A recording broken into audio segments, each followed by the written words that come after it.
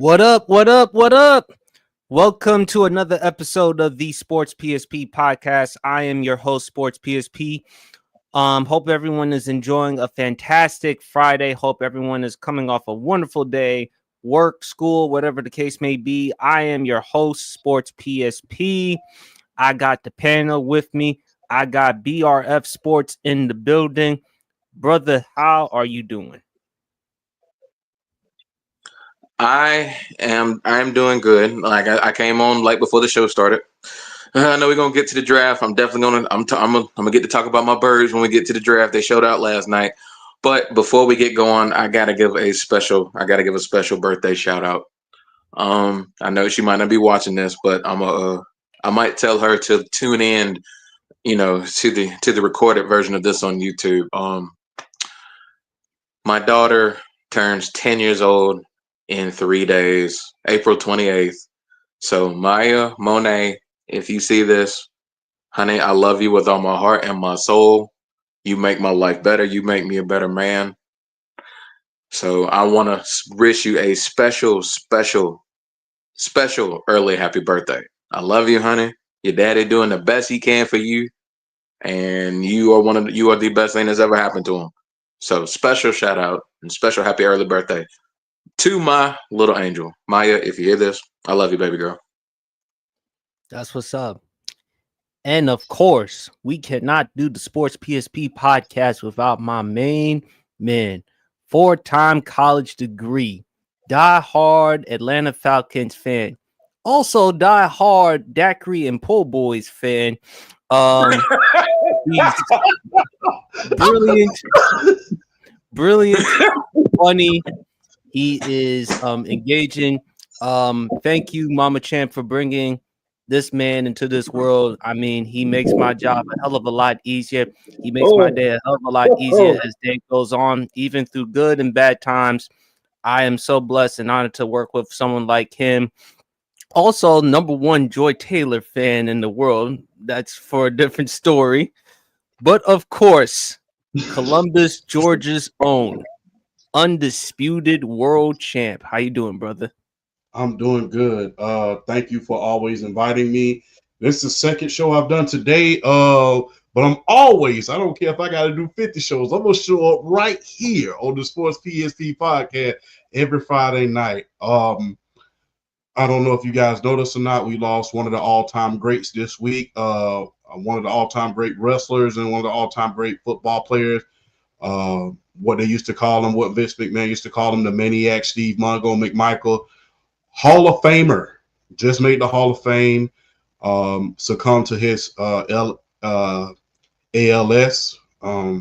Shout out to the men and women that are doing research on ALS. If you can make donations, please do so because every little bit is needed. So big shout out to Steve McMichael. My first run in with you is doing your wrestling days because I was too young to understand how great you were back in your prime. But I thank you for the memories that you gave me with the Four Horsemen, and I'm grateful for the memories that you gave me after I was able to look up how great your career was when I got to be a teenager and got to understand how great you really were and how instrumental you were to the greatest defense of all time, the 85 Bears. So I salute you, Mr. Mike Michael. Rest easy, fly high, Godspeed. Absolutely. Absolutely. Fellas, as always, it's an honor and a privilege having y'all on the show.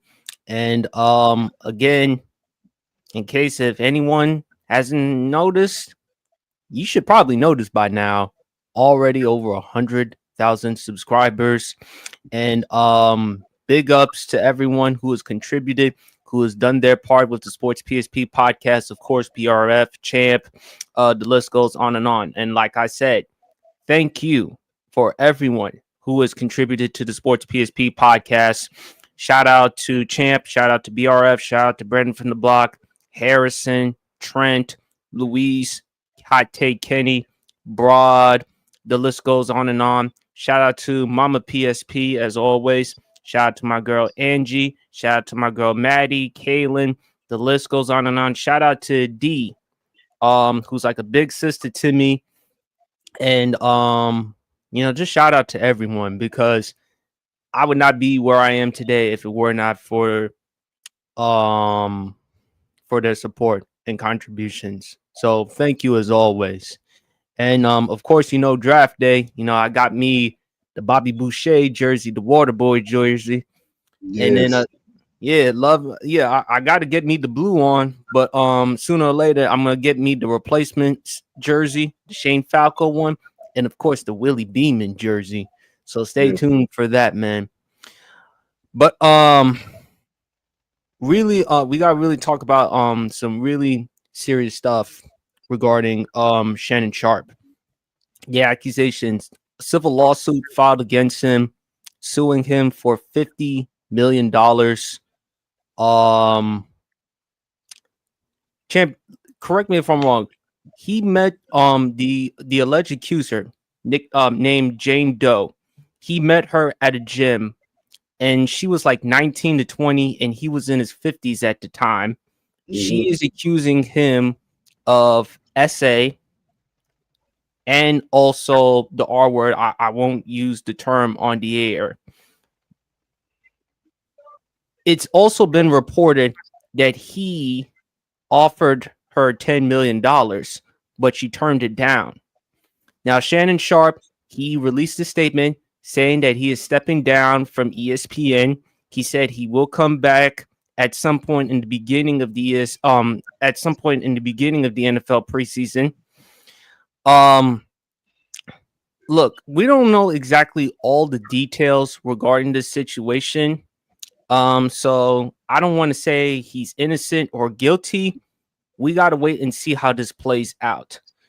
But I will say is this, the timing of this is pretty interesting because remember, Shannon Sharp was in a discussion for $100 million contract. And now all of a sudden this lawsuit is coming out. And also too, there have been other accusations of him before, including one in which he choked a female assistant at Fox Sports and settled for $100,000, champ, if I'm not mistaken, according to Front Office Sports. Yes.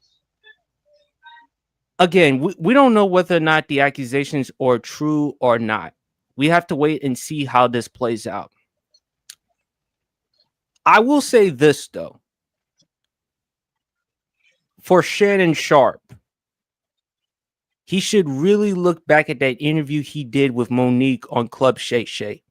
All jokes aside, Monique was absolutely dead to the point. He should really deal with women his age. Shannon Sharp is in his 50s. The woman is 19 or 20 years old, according to the lawsuit. Now, again, I mean, it's not illegal, but at the same time, it is definitely far from a stretch.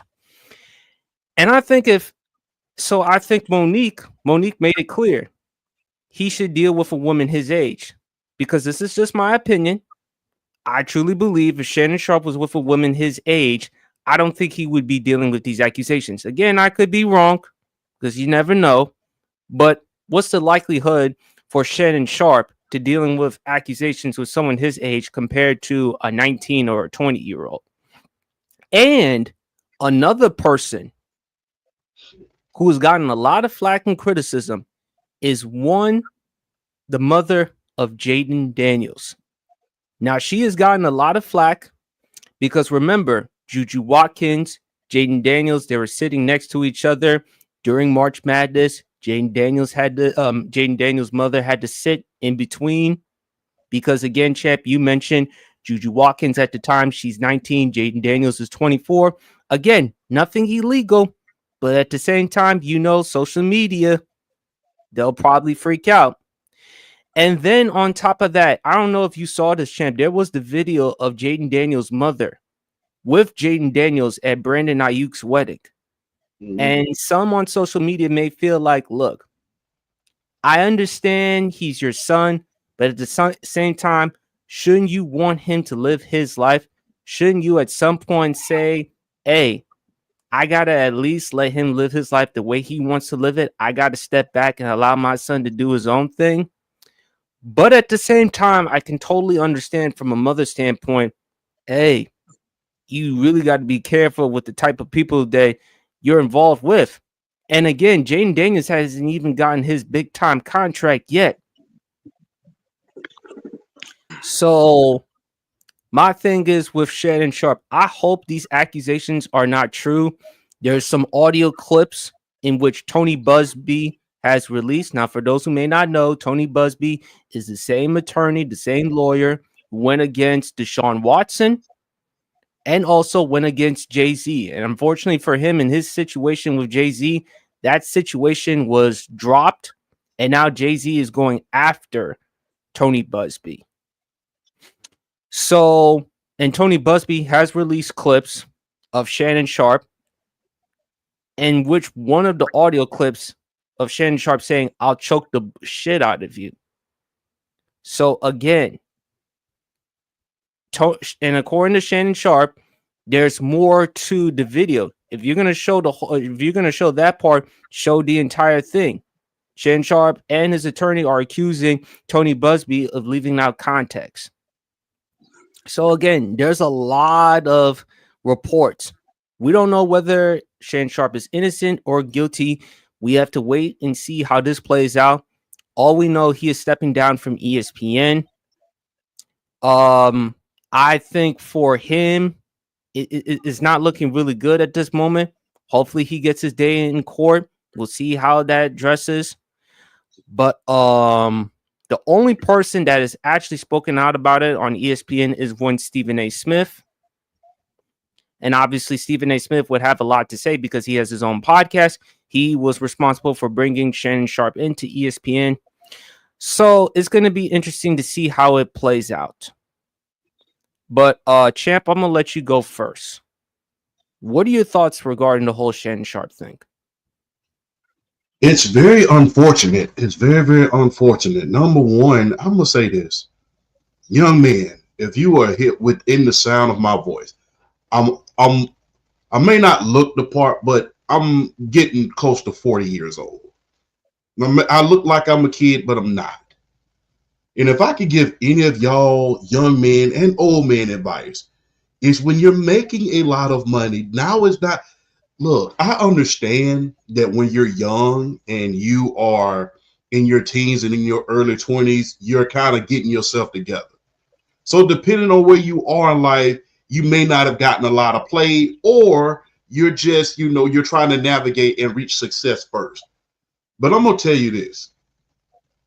When you reach that plateau of success, then when you are at certain plateaus, or you're about to reach certain plateaus, or you have gotten to a certain point of your life, that is not the time not to have any discipline.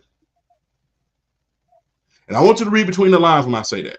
When you are dealing with yourself and you have lots of money, and you're dealing with lots of money, and you are capable of making lots of money, just because you have money and you have reached certain plateaus in life, that is not the time to be dibbling and dabbling in certain things.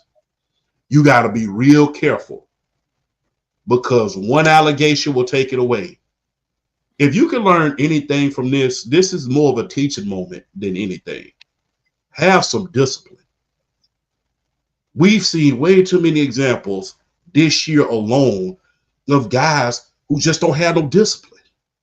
Now, granted, everybody's going to say, yes, it was consensual. Yes, it was, things of that nature. But just because it's legal, that doesn't mean it's right. And that doesn't mean, you're supposed to do it.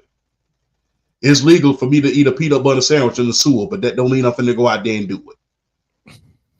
So the thing is, you've seen Anthony Edwards with all of these allegations on him and all of the baby mama drama that he's having.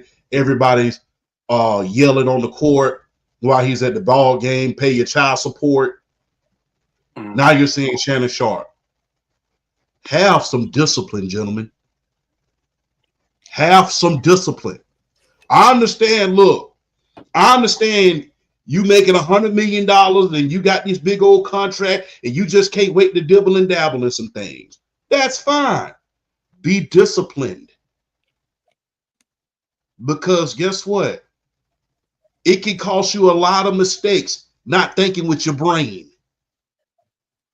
It can cost you. You might think you're getting over, but you're not. And another thing, be careful when you're laughing at other people when they're getting in trouble. Remember all of the jokes about certain moguls? Them jokes ain't so funny no more now, is it? When you see somebody else getting in trouble, don't laugh at them. Learn from it. Have some discipline. When you're dealing with a lot of money, you're a target automatically. They're going to put what you make in the paper, on the internet, all on social media. You're already a target. Exercise some discipline, some discernment, some abstinence, if you will. You ain't get, hey, look, I'm going to just be real. I'm going to just make an analogy. Just because it look good don't mean it's good. Just because it's good to you, that doesn't mean it's good for you. Have some discipline, gentlemen, because all of that money can be taken away from you just like that. Not just that, along with your freedom. You seen Deshaun Watson, he nearly lost his freedom. And he's about to lose a lot of money depending on how some of these civil suits go. You see Anthony Edwards going to be paying out child support and everything for the rest of his life if he doesn't end up settling again. Now Shannon Sharpe, have some discipline, gentlemen. Discipline. As far as the allegations are concerned, we have to wait till more comes out, because them tapes sound very, very gory and they sound very, very creepy. It make you want to cringe, just being honest with you. And it's just like, you're trying to keep it clean, but at the same time, you have to go listen to the tapes. But gentlemen, I know we are in the business to where we blame everybody else. Well, he was a target. He's this. You know you're a target already. You're a target. You know this already. When you sign your name on that dotted line, no matter if it's for $1 million, 500,000, or you sign it for mega bucks, you know you're a target. Practice some discipline. Focus on your craft. Focus on your next goal. Focus on a little bit of everything. As far as what PSP was saying, as far as, his mother protected him, sometimes even when you're that young, you have to be protected from yourself. Sometimes you have to be protected from yourself, because guess what? The trappings of success are there.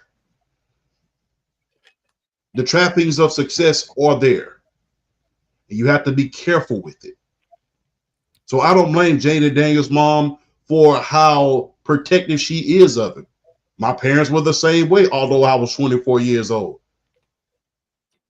Just being real. Granted, I didn't have the access that Jada Daniels and these guys have, but they used to tell me all the time, you don't need to spend all your money on video games and sneakers all the time. Put some away for a rainy day. You got to listen, be disciplined, and surround yourself with people who you know have your best interests at heart. Just because you got a lot of money, that doesn't mean it's time to go after all the trappings when you didn't have it. Because the thing is, staying away from that same stuff is what got you the success in the first place. Denying yourself of that is what got you there in the first place. You not having all of these trappings is what got you there in the first place. So when you get there, you have to be careful. That is the message that I was saying. Have some discipline and think with your brain. There's plenty of time for all the other stuff, but you can cost yourself a lot. Not just money, your reputation. Your reputation costs more than any amount of money can give you. Not to mention your family name. Yes, because the thing is, once they ruin your name, that money is gone. You can't sign no contract. You can't do anything. You got to be real careful, gentlemen. You have to practice discipline. And guess what? Just because you got a lot of money, just because you're able to do stuff, doesn't mean you should. Remember, the lack of those things that allowed you to concentrate on the things that you have is what got you there in the first place. Don't forget that. Just because you get some money, now is not the time to come let the worst come out of you. Remember, money doesn't change you. It makes you more what you are. You got to keep that in mind when you go out here. Now is not the time to go out here and just do everything up under the sun. I'm going to do everything I couldn't do when I didn't have money. Yeah, and that's a huge mistake. That's a huge mistake. Monumental mistake. Yes. If you're gonna go out here and gamble because you didn't have, I'm gonna go out here and gamble every day because I ain't have money to gamble. You're gonna end up broke. I'm gonna go out here and shop every day because I ain't had no money to shop at one point. You're gonna end up being broke. I'm gonna go out here and I'm gonna indulge in sybaritic excess every time I get a chance. You're gonna end up losing your freedom, and you're gonna end up being broke, and now your name is tarnished. Because now, whatever deal that Shannon may have had on the table, that's pretty much wiped away for right now. Because these big sponsorships ain't trying to back nobody who's involved in certain allegations. Let's just keep it a buck about it. Let's just keep it a buck. So, young men, learn from this. I understand people are going to say, well, it's a shakedown. Yeah, probably. But the thing is, if you had practiced discernment in the first place, discernment, presence of mind, and discipline in the first place, would you have even gotten to this point? Would you have even gotten to this point? So the thing is, without your discipline, you're not where you are. So you have to practice even more. It's kind of like when you get in a relationship. Just because you get in a relationship, that don't mean you stop taking care of yourself.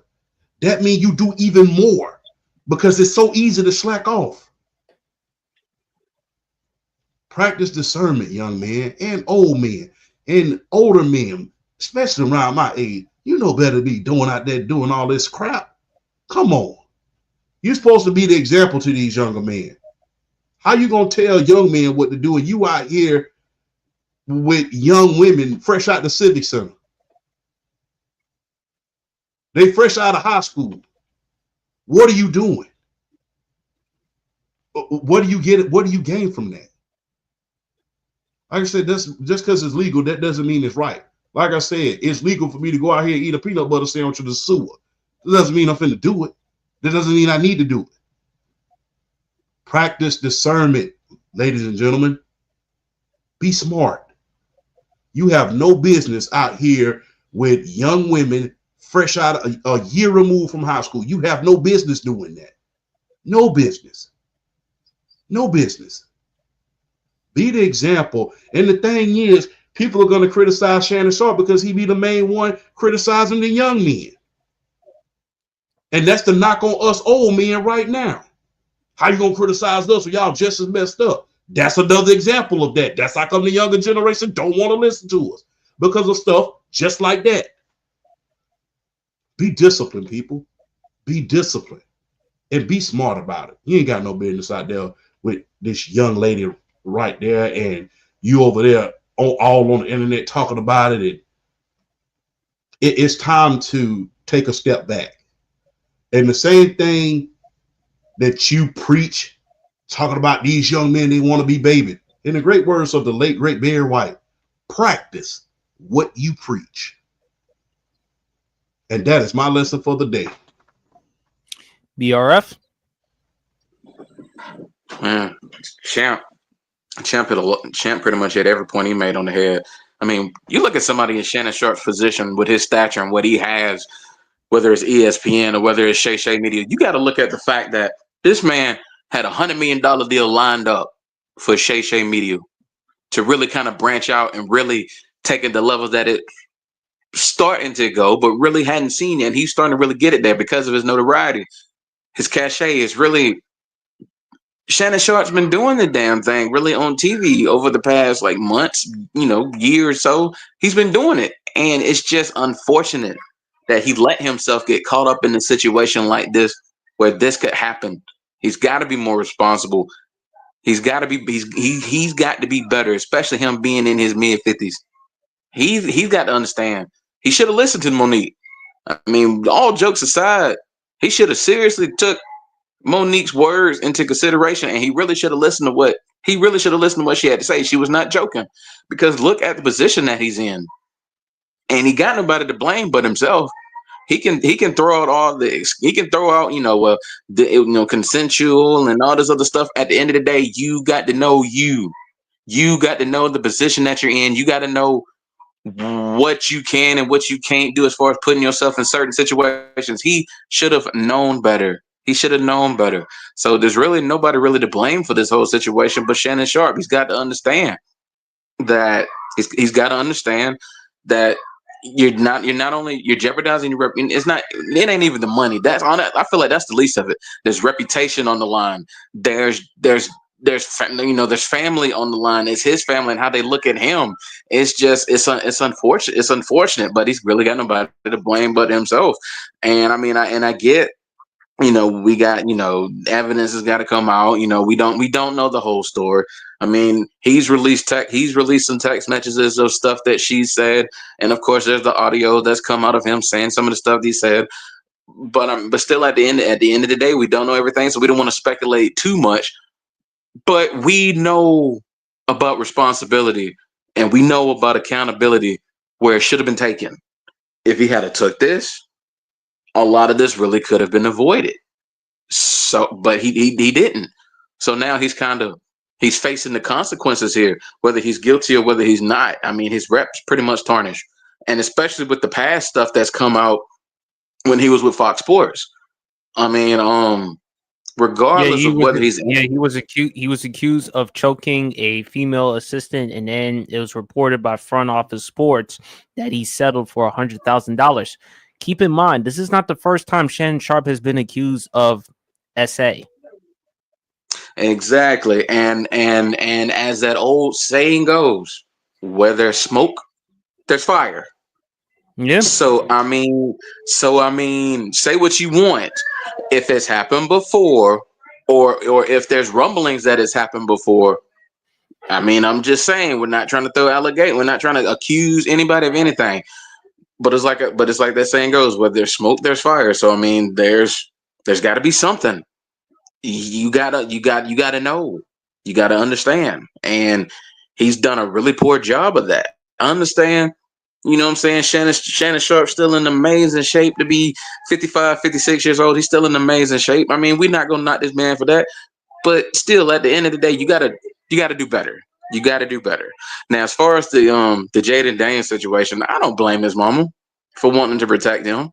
I don't blame her. I mean, she sees this social media dominated society that we're living in. She sees these young guys going out and making these great mistakes that cost them millions of dollars, sometimes jail time.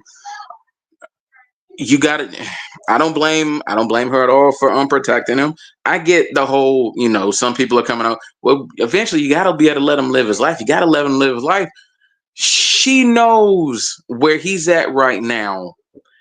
It's very important that he kind of stays on track, keep him, stay on the course, because that big money coming, that second contract is coming. That's basically going to set him up, set family up the rest of their lives.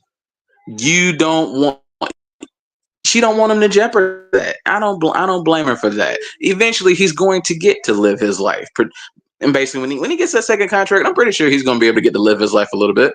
But I don't blame her for, until he gets to that point.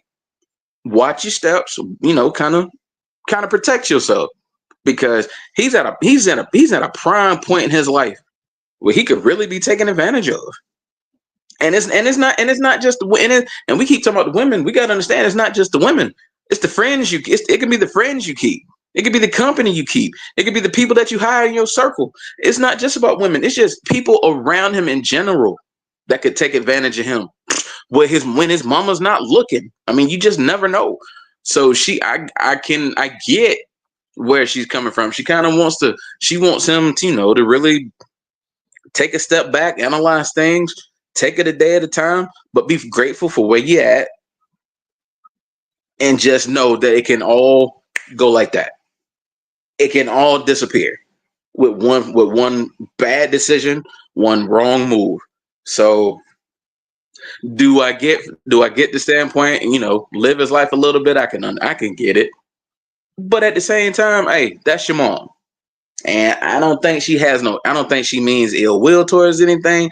I don't think it's bad intentions on her part. That's her. At the end of the day, that's still her being a mom. So she has every right to really want to continue to still guide him, into ultimately, once he gets to that point to where he can kind of, just once he has that, being able to step out and really do some things. She just wants him to know that any decision you make from here on out could affect you the rest of your life. So from that standpoint, I really don't blame her. I don't blame her on that. And Jaded, but at the same time, I look at Jaden Daniels. He strikes me as being a young man that's got a really good head on his shoulders. That I feel like he understands the disciplinary side of things, understanding how to act, how to talk, how to react in certain situations. He doesn't strike me as a guy that's really just going to go out there and just make dumb choices. He don't strike me as that. But it's good to know that his mom is guiding him as good as she can while she still can, to where ultimately he'll be at that point where he can do his own thing, but you're not worrying about him making bad decisions. So I really don't blame his mom on that. But going back to the Shannon Sharpe situation real quick before we move on, it's like I brought it up at the beginning. It's just unfortunate that this had to come out at this point in time in Shannon Sharpe's life, where it really feels like he's about to take this next giant leap as far as superstardom, as far as just being at the top of his game. But he's really got nobody to blame for this but himself. You got to make better decisions. Like Champ said, it's about that long D word. It's about discipline. It's about discipline. You got to be smart. You got to be active in making the best choices for yourself. It doesn't really matter your age.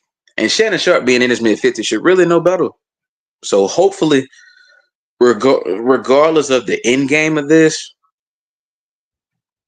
he understands what he did wrong and continue to live his life and move forward. But no, not to put himself in crazy, stupid situations like this, to where all it takes is he did this, and look where we're at. We're talking about it right now.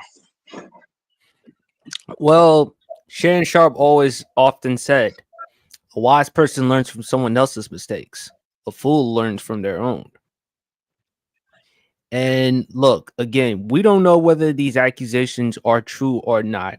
However, it is pretty embarrassing and humiliating that he put himself in this type of predicament. So hopefully he has his day in court. We'll see how it addresses. But I will say this, Champ, because you mentioned people being disciplined. Be careful. Whatever's done in the dark will always come into light. And when that moment happens, how are you going to handle it? So you really got to be very careful with what you do. Look, again, we got, like I said before, we got to wait before all the stuff comes out. But look, certainly all of us, we're not in the same. Obviously, we're not in Shannon Sharpe's level as far as financially and stuff. But if we were, and we would have not only the discipline, we would need to have at least the wherewithal and the vigilance to say, listen, we're on the verge of making all this amount of money, setting not only ourselves, but our family and friends for life. Yeah. We've come this far. And we want to sabotage all that? Nah. So I really hope it's a lesson, not just for young men, but people in general.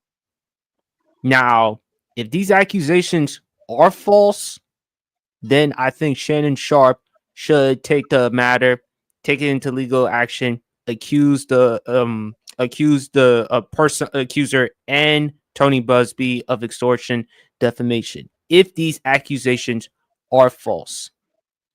But I will say this, people, just be careful. Be careful with what you do, because you never know what could happen. As I always tell you, Champ, in the words of my GOAT, Stone Cold Steve Austin, Don't trust anybody.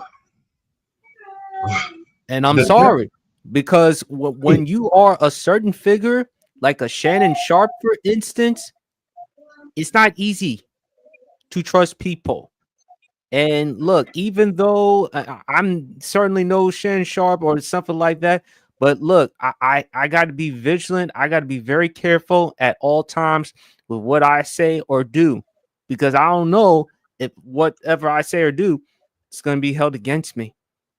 And I worked this far to get to this point, and I would hate for one thing to tarnish or sabotage everything that I've accomplished and to start back from scratch. That's something I don't want to do. No. The downfall of Undisputed, the TV show, has to be studied. The downfall of that television show has to be studied. You know, it's crazy, champ, because every last one of them, yeah. Joy Taylor, Skip Bayless, now Shannon Sharp. I'm like, at some point, do we have to do a documentary on this? It has to be studied. I mean, the thing is, you go from being 3 perennial sports personalities on the most hottest show in the world. Man, look, Undisputed, when I was still working in the warehousing industry, everybody was talking about Undisputed. The hottest show ever. And all of a sudden, Shannon leaves the show after a lot of blow-ups with him and Skip Bayless. He leaves the show. The show goes downhill in a hurry. Then we started hearing rumblings about Skip Bayless, the whole $1 million situation, about him essaying makeup artists, about making kind of bad remarks about her and her body and stuff like that. Then in that same lawsuit, we hear about Joy Taylor and some of the accusations that she had against her with the executive, with Emmanuel Acho. Then we move almost it happened almost a year, almost 8 months to the day. Now we're hearing about Shannon Sharp once again. And like I said, this isn't the first one. That even with Fox, that wasn't the first one. Remember, he had a lawsuit against him back in 2010 on NFL on CBS. CBS, and many people are credit that as that's the reason why he doesn't work at CBS anymore. So that's gonna be it's tough. That the downfall of that show and this individual has to be studied. Granted, they are still on top as far as certain things, as far as their podcast and their name still got some juice to it. But as far as their reputation and things of that nature, it has really gotten ugly. It's gotten ugly. And but that also tells you, champ, about Fox Sports, and it also tells you about the business and production. Regardless of the accusations, regardless of the sins, as long as you're talented enough and produce, hey, we can still give you opportunities as long as you don't fuck it up. And I think with Shannon, look, he's still doing the nightcap thing, even though he's stepping down from ESPN. He's still going to do his nightcap thing. He's still going to do his Club Shay Shay thing. I just hope he learned a valuable lesson in this. Again, we are not saying that Shannon Sharp is innocent or guilty.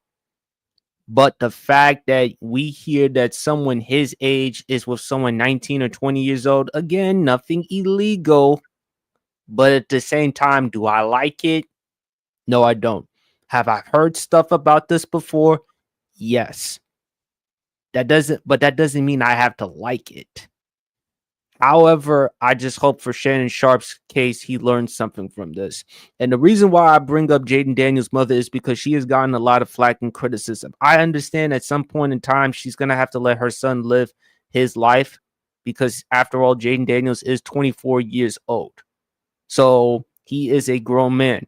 However, I can understand from a mother's standpoint why she wants her son to be careful, not just because of him, but because of the people that you're going to meet.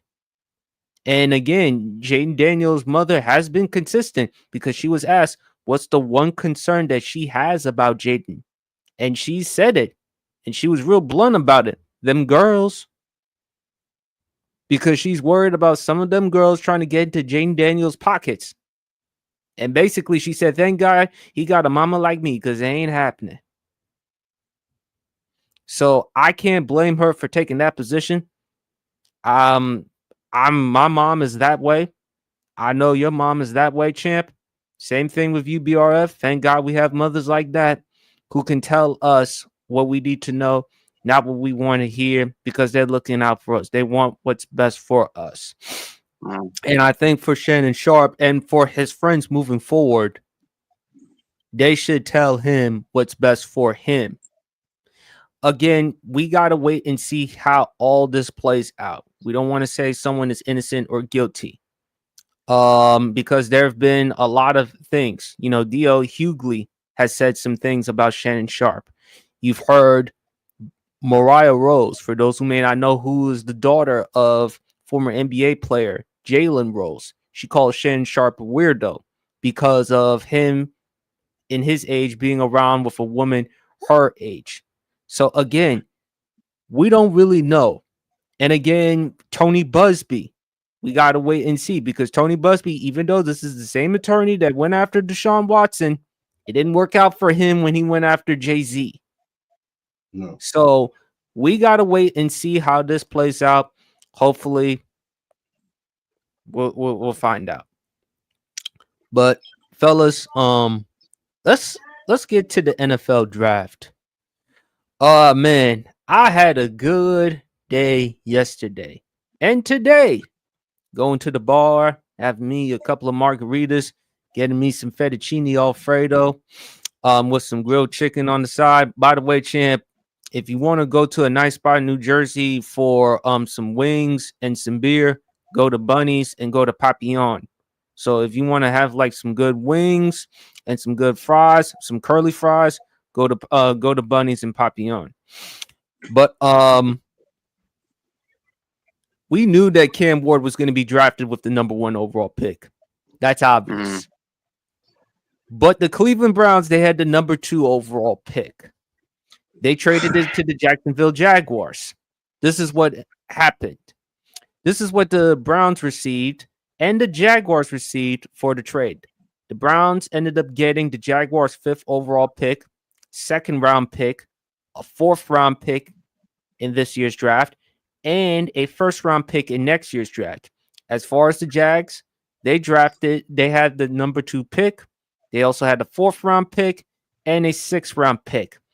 For the Jaguars with the number 2 pick, they went and took Travis Hunter, the Heisman Trophy winner out of Colorado. As far as for the New York Giants, they drafted Abdul Carter from Penn State.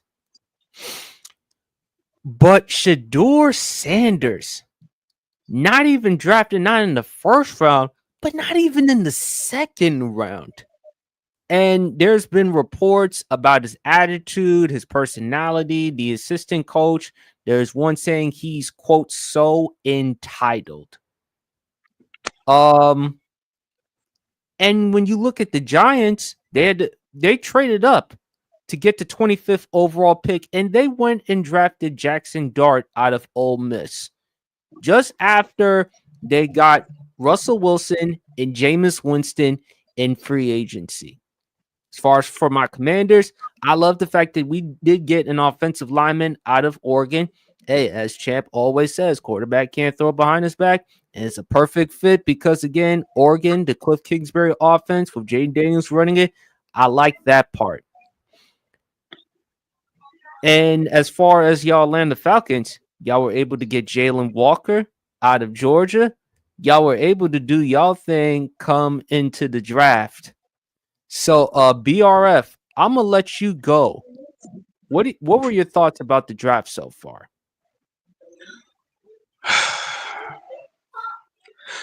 I'm sorry. To the New York Giants and the New Orleans Saints.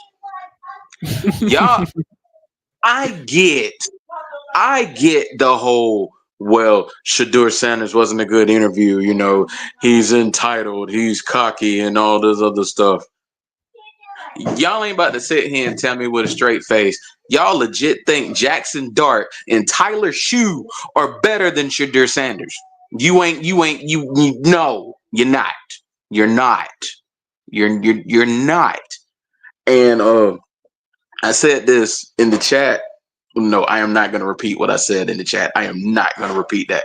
Well, the only thing I am going to say You is can them say it. allegations. BRF, you can say it. I don't really care. So Okay. So, anyways, what I said was, because this is all stemming from the fact that the New York Giants in the offseason signed Russell Wilson and Jameis Winston. It's one of those situations where you're talking to somebody and you kind of looking at them with a side eye because they're a little too comfortable. They're going to say it with an A or they're going to say it with an ER.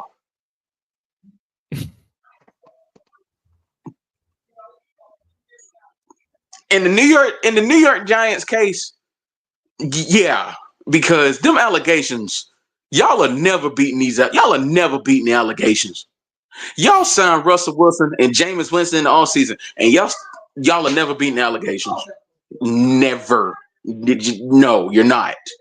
And for the New Orleans Saints, Tyler Shue out of Louisville, y'all like him more than Shedeur Sanders. This has pretty much come to the point where I don't think these teams won't. They're scared Deion Sanders gonna stick his nose in their business. I think that's what it boiled down to. They don't want Deion Sanders in their business. But I just think when you look at the Cleveland Browns, don't even get me started about them, because they are like we one didn't even of the bring up most. the Pittsburgh Steelers. The crazy thing about the whole Shedeur Sanders situation, I have never seen a player with such a ceiling and a floor in a draft. You were either gonna, you weren't okay. You weren't gonna go to Tennessee. It was pretty much a shoe-in. They were gonna draft Cam Ward. There's the New York Giants at 3. There's the New Orleans Saints at 9. But then it's all the way down to the Pittsburgh Steelers at 21. And it's crazy. It's like if neither one of those teams draft you, you're not going in the first round. And I have never in my life seen a player be on such opposite ends of the spectrum when it comes to draft positioning as Shedeur Sanders. I've never seen it in my life. And because you got these scouts, some of these scouts saying, well, he's not as good as he claims to be in these interviews and all that other stuff. Y'all drafted Johnny Manziel. Shut up. You drafted Johnny Manziel. Be quiet. Be quiet. Do not talk to me about Shedeur Sanders' attitude when you drafted Johnny Manziel, Cleveland. Johnny Manziel. What did he do for you? Absolutely nothing. You had Skip Bayless. There were even reports in which he showed up to practice inebriated. You had Skip Bayless on live national TV with the absolute I'm a still a Stephen A. Smith term, with the unmitigated gall to say blasphemy, to say Johnny Manziel was going to be a bigger thing, if not bigger in Cleveland than LeBron James. I want to throw something at him through the TV for even letting that come out of his mouth, because people who watch football knew good and well Johnny Manziel's skill set did not translate in the National Football League. He's not accurate. If he's not making out of structure plays, he wasn't good from in the pocket, and it showed. And it showed really quickly. And it got him out the league in like a couple of years because he didn't care to learn. And it wasn't just the fact that he wasn't good, he didn't care to learn. So this whole thing with Shedeur Sanders is baffling. And all I got to say is this: whoever ultimately ends up drafting him, we got tape. We've seen the film from him. We saw him for 2 years behind that putrid Colorado offensive line put up video game like numbers with that horrible offensive line. Yeah, they did not have a greatest year in Deion's first year. They won 9 games this year with an offensive line that did not get better at all. Travis Hunter goes to New York, wins the Heisman. Shedeur Sanders was probably the first guy out as far as like Heisman candidates, because you end up with Travis Hunter, Cam Ward, Ashton Genty, and Dylan Gabriel going to New York. Shedeur Sanders, if you want to go from like an elimination standpoint, was the first guy out because of the type of season that he put up for Colorado in 2024. I mean, it's crazy the fact that now all of a sudden these teams are high and mighty about this dude's attitude, when the tape clearly shows if you give him a chance, he could possibly produce at the next level. He's an accurate quarterback. He can make all the throws. He can make out of structure plays when asked. Is he the greatest athlete in the world? No, he's not the greatest athlete in the world, but he can get you first downs when he needs to get you first down. But he elevates from the neck. He plays from the neck up. He is that style of quarterback, and he showed that time and time again. Was able to make all the throws. He was able to make the throws with accuracy. So I think this is crazy from Shedeur Sanders' standpoint, the fact that he is still waiting to be drafted by somebody. If I'm the if the Cleveland Browns do not take him before this draft ends, they deserve, football-wise, that city deserves to be, and it's no disrespect to the fans, but that franchise deserves to be burnt off the face of the map if they do not take Shedeur Sanders before this draft is over. It's ridiculous. He's sitting right there for you. You know you need a quarterback. You really think you about to fool me thinking you comfortable going into the regular season with a quarterback room of Deshaun Watson, Joe Flacco, and Kenny Pickett? You must be out your mind. You think you really think fans gonna believe you comfortable going into the season with a quarterback room like that? And the thing is, they probably They're probably as Champ would accuse people of not doing their homework or something. No, I'm sorry, Jim, but I got doing something. You would have thought they would have drafted him early in the second round, and still they didn't draft him. He was the number 1 overall pick of the second round, was right there, and they still did not do it. It is insane to me. And the Cleveland Browns are just known for historic fumbles, because let me tell you something.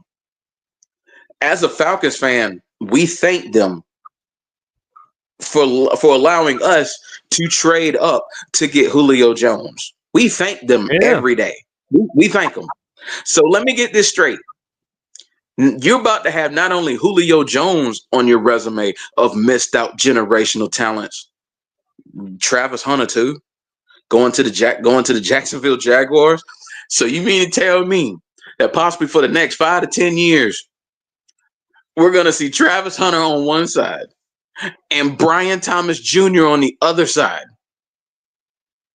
I mean, that's and also to the fact that Jacksonville is not drafting him to be a one. They are drafting him with the intent of him playing wide receiver and corner. They're drafting him with that intent. This ain't no one-way street. They are drafting him to play both sides of the ball. So if he continues to showcase himself as the game changer that he was in 2 years of Colorado, if he continues to display that type of talent, the Cleveland Browns might go down as the worst drafting franchise in the history of the National Football League. And let me tell you something, as a Falcons fan, with some of the bad decisions we have made in the draft, that is saying something coming from me. It's never compared to the Cleveland Browns, because the Julio Jones trade, not to mention all the other bad moves that they've made in their career. And you look, I don't know what Cleveland is doing. Are they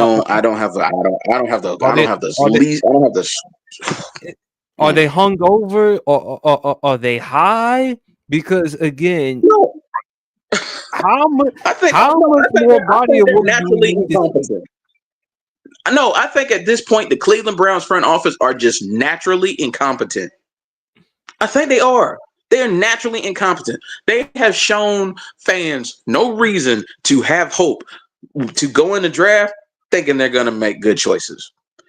And it's not like all the choices they've made have been bad in the draft.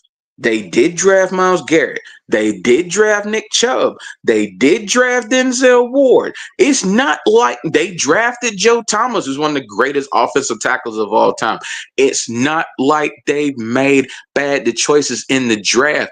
It's getting either a quarterback or a generational talent correctly. They have not done it. They've either pissed it down the hole, given it to somebody else, or they just had no idea what they were doing. And it's crazy because the NFL draft has been really good so far. And the fact that I'm talking about the Cleveland Browns when I would much rather be talking about how scary the New York Giants defensive line is about to be with Abdul Carter and Brian Burns and Kayvon Thibodeau and Dexter Lawrence. I would much rather be talking about the New York Giants defensive line, how with Abdul Carter's size, they're going to be able to experiment and play him at his size at D tackle in certain pass rushing situations alongside Dexter Lawrence, when potentially you're going to see all four of those guys at the same time trying to get to your quarterback. I would much rather be talking about that. I would much rather be talking about the Atlanta Falcons taking Jalen Walker and James Pierce Jr. in the NFL draft, possibly giving us potentially the best pass rush we've had since John Abraham. I'd much rather be talking about, I mean, good gracious, like the Chicago. I'd much rather be talking about the Chicago Bears drafted Colston Loveland at 10, and people like, you're taking Loveland over Warren. Colston Loveland is a pretty good tight end, and they're gonna run a bunch of 12 personnel with him and Cole Kmet. Oh yeah, that's right. They drafted Luther Burden today. Yep. They drafted Luther Burden the third today. So DJ Moore, Luther Burden. You still have DeAndre Swift in the backfield. You have Cole Kmet. You have Colston Loveland. I mean, with the offensive line that they addressed in the offseason. With that revamped offensive line that should be better on paper. Caleb Williams, but I'll say this though, Caleb Williams got no more excuses. But I would much rather be talking about that. The Cincinnati Bengals drafted defense. The Cincinnati Bengals drafted defense. They drafted Shamir Stewart from Texas A&M. I would much rather be talking about that. Heck, Carolina drafted Ted McMillan. Tampa Bay drafted Emeka Ibuka. I mean, just so many really good players that got drafted that are going into pretty decent situations. And here we are talking about the poverty Cleveland Browns because they don't know what they're doing. I love what New England has done. They got Will Campbell. I love that pick for them. They needed to protect Drake May's blindside. I think Will Campbell can come in immediately and be their left tackle. I love that. And they also got Henderson. Travion Henderson. That's a sneaky pick. Because now you have him, and you still have Ramondre Stevenson in the backfield. That is a pretty potent duo in the backfield. So New England's on the come up as well. But here we are talking about the poverty Browns. I want to throw up talking about the Cleveland Browns right now, bro. It's just. Are they the poverty version of the Dallas Cowboys? Jesus. I think you're doing that. As much as I don't like Dallas Cowboys, I think you're doing Dallas Cowboys a disservice calling them the poverty Dallas Cowboys. Because even Dallas has gotten some of the. Because even Dallas, at the very least, they did get Dak Prescott right as far as a quarterback. They did get him right. Cleveland can't even get that position right. So I mean, come on.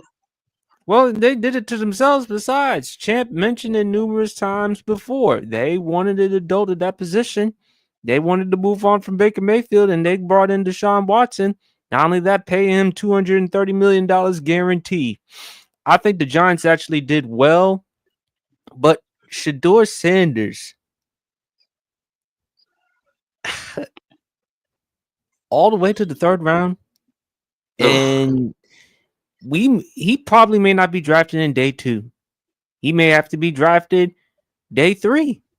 And I wouldn't be surprised at all, fellas, he doesn't get drafted. Because you really okay. The reports entitled, there a lot of people have said that, and again, to quote Undisputed World Champ, he says it in the South, everybody ain't lying. So if multiple people have said this before, then at some point in time it has to be the truth. But Shedeur Sanders, it sounds like to me he committed crime. It sounds like he committed burglary or something. The way how these scouts are perceiving him. It's like, I get the interview part, but I'm still looking at it and I'm thinking to myself, he really killed himself in these interviews to the point that Jackson Dart and Tyler Shue were drafted before him. Now Jackson Dart, we weren't surprised because of all the draft hype that Jackson Dart received. So I wasn't surprised about that. But Tyler Shaw.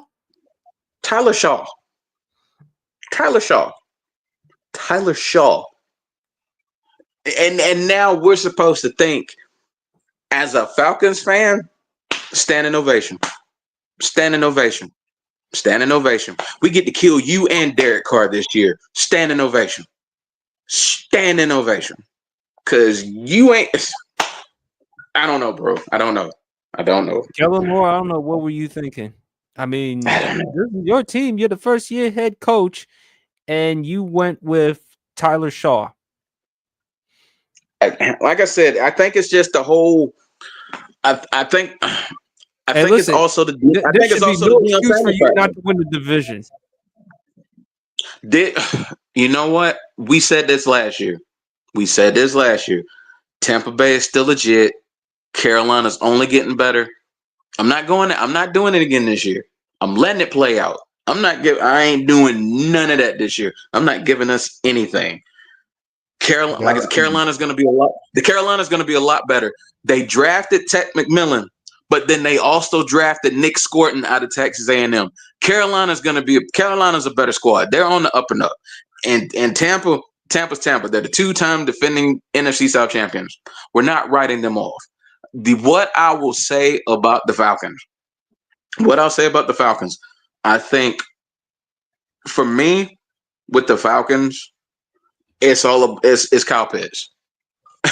it's Kyle Pitts. It's Kyle Pitts. I feel like that offense will never fully flourish and evolve until Kyle Pitts starts playing like the number 4 overall pick of the 2021 draft. It's as simple as that. Until if he takes that step and he plays up to his draft status, the Falcons offense is going to be unstoppable. And we know what the Falcons offense can do, but getting Jalen Walker and James Pierce does really good things, because I've said this before and I'm going to say it again. In this day and age, even with the running back being back in style, with the running back feeling important again, you can never have enough pass rushers. You can't. So you're adding Jalen Walker and James Pierce to Arnold Ebiketie, who really broke out the second half of last season. Zach Harrison, who I've been a Zach Harrison fan since his Ohio State days. When I heard they drafted him in the first round, I got giddy because I just knew the type of upside he was going to bring. Signing Leonard Floyd as well, and then you're going to get Braylon Trice back. He didn't even play any of last season because he tore his ACL. You get him back next year.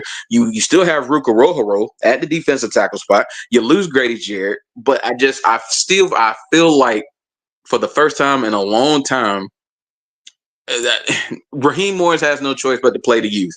He's got no choice but to play his young talent this year. He ain't got no excuses not to play his young talent on defense. He's got to. I think the NFC South is going to be a really, really, really, really, really fun division this year. A really fun division this year. The first time in a long time, I'm excited about what the NFC South is going to bring to the table for the NFL this year. But I mean, the draft as a whole has just been really fun and really exciting. And it's a shame that we have to talk about this about Shedeur Sanders potentially not being drafted in the first 2 days, and the Cleveland Browns not knowing how to draft talent. And this is not a knock to Mason Graham.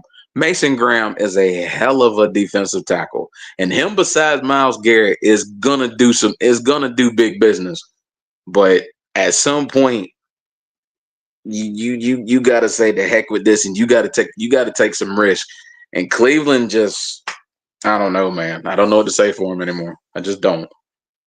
Well, the good thing with Shedeur Sanders, he's worked out with Tom Brady. So if he can get some advice on how to overcome this, look no further than talking to the GOAT.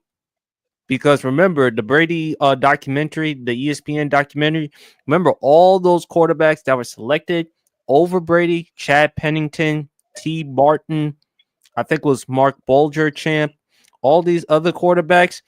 So, and Shedeur Sanders, he has worked out with Tom Brady. So, he should talk to Tom Brady on how to handle this situation.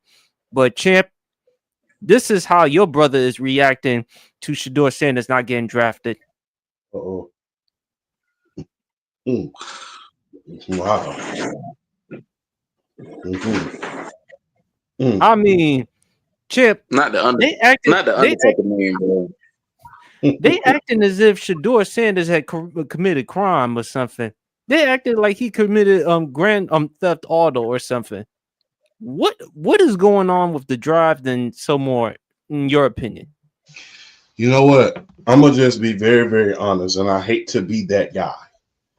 And I always talk to you about my worst fears as a journalist, to be like certain journalists. We will not say their names. But I'm have to say this. A lot of times when you know that the eyeballs on you, you have to exercise some precautions. I think that it was a mistake him not going to the combine. I think that it was a mistake him not throwing at the combine, participating. I think it was a mistake in a lot of ways on how they handled certain situations, Deion and Shedeur. I really think it was a mistake on a lot of things. Because for him to still not be able to go in the first, I mean, there's no way you can there's no way in HE double hockey sticks that you can tell me that the quarterback from Louisville is better than Shedeur Sanders. There's just no way you could convince me. I mean, there's just no way. I really think a lot of things were done, like they shot themselves in the foot as far as, not going to the combine, not going through the interview process the way they were supposed to do, not really just taking this process serious. But eventually, I hope that somebody takes them. I really think that this is a humbling tactic. It's like, hey, and a lot of times that's what we need. A lot of times people don't understand this. People don't understand, and I understand people want to be cocky and everybody just want to be, he has a right to be, he's good. He has a right, but you don't understand what a dose of humble pie will do for you. A dose of humble pie. What did our parents used to tell us, BRF? A butt whooping sometimes does the trick. Mm-hmm. Sometimes a butt whooping does the trick. And sometimes humble pie does the trick. And it's just like, okay, now I'm in a position where there's nothing guaranteed to me anymore. I can't go in here with this mentality.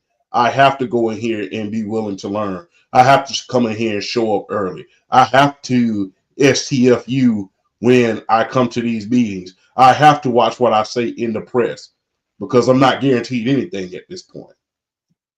So I think that if anything comes out of this is a little bit of humble pie. And like I said, people are going to say, well, guess what? There's been a lot of guys who've been not cocky. There's been a lot of guys who've been arrogant and cocky. Yeah, they messed it up for Shedeur, guys like Shedeur Sanders. Todd Marinovich, Ryan Leaf, Johnny Manziel,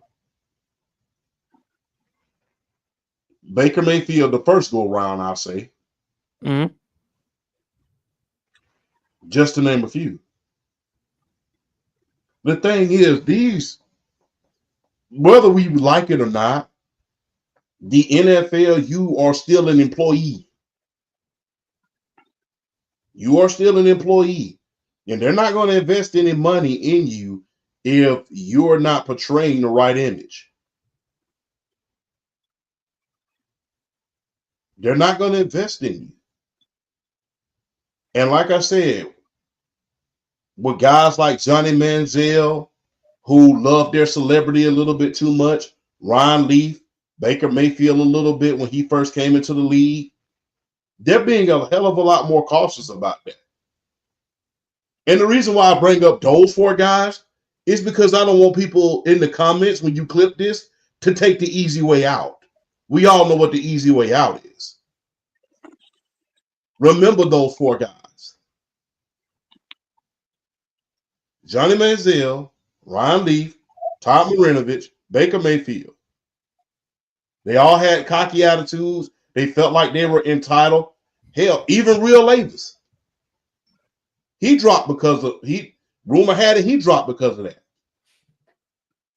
So you got to be careful, man. There's a lot of things that, hindsight is 50-50, but I hope that this does the trick, and I hope that, he's able to come back from this. But like I said, there's a lot of mistakes on, outside of the play on the field. As far as play goes, I think Shedeur nails it right on the head. He's great. But I think doing certain draft processes, I think they should have did it right and just went through the processes. There's a lot of guys who didn't go through the process, but guess what? They were so darn good that they just knew that these guys were going to go either way. They didn't have any more to prove. And no, Shedeur Sanders on paper doesn't have any character issues, but guess what? People are watching you because of your last name. They're watching you because of your last name. And the thing is, if Shedeur was at the top of his game and he was not a quarterback, I think he goes in the first 3 rounds. I think he at least goes in the first round. If he was a cocky, like, cornerback or running back or a wide receiver, hell, even a lineman, he goes in the first round. Well, that position of quarterback, you're the spokesperson of the team. You're the person that they bring out for charity events. And so after guys like Johnny Manziel, Ron Leaf, a lot of these NFL owners are intimidated by a lot of cocky and arrogant quarterbacks because they're asking themselves, is this young man coachable? Or quarterbacky, as Colin Cowherd prefers it. What the... Chip, I don't know what the fuck that means. That's just bullshit to me when he uses the term quarterbacky. I think what he means by that is he wants his guys to be professional, buttoned up, guys who say and do all the right things. With Shedeur Sanders, I understand your point, Chant. If he conducted himself more presidential, chances are he would have been in the first round. Yes. A lot of people believe it has to do with his attitude, the fact that he is Prime's son, a lot of other things. But if you look at his tape, the tape don't lie. No. What is it about that? What is it about Shedeur Sanders that you don't like? Okay, he doesn't have the strongest arm in the world. So there are a lot of guys who don't have strong arms. Can he still throw? Can he still read defenses? Is he good enough athlete? Can he make off-platform throws? And the thing is, yes. But why is it that you didn't want to take him? Well, because of his arrogance, his cockiness, his attitude, his ego. Look, Shedeur Sanders, did I have a problem with him skipping the workout, NFL Combine workout? No, because at the time, look, a lot of people have done it before. So what's the big deal? I think had he probably handled himself better with the meetings, because that's what's also important, champ. Not just with the workouts, the meetings with the teams. Had he done a better job, had we heard reports about him doing well with the meetings, I believe he probably would have had a better chance. But Tyler Shaw over him, to me, that tells me that you're just not sold on Shedeur Sanders. To me, it has to do more than football. It has to do with his attitude. Because I don't know what is it, because you can't tell me from a football standpoint Tyler Shaw is better than Shedeur Sanders. There's no way you can convince me of that.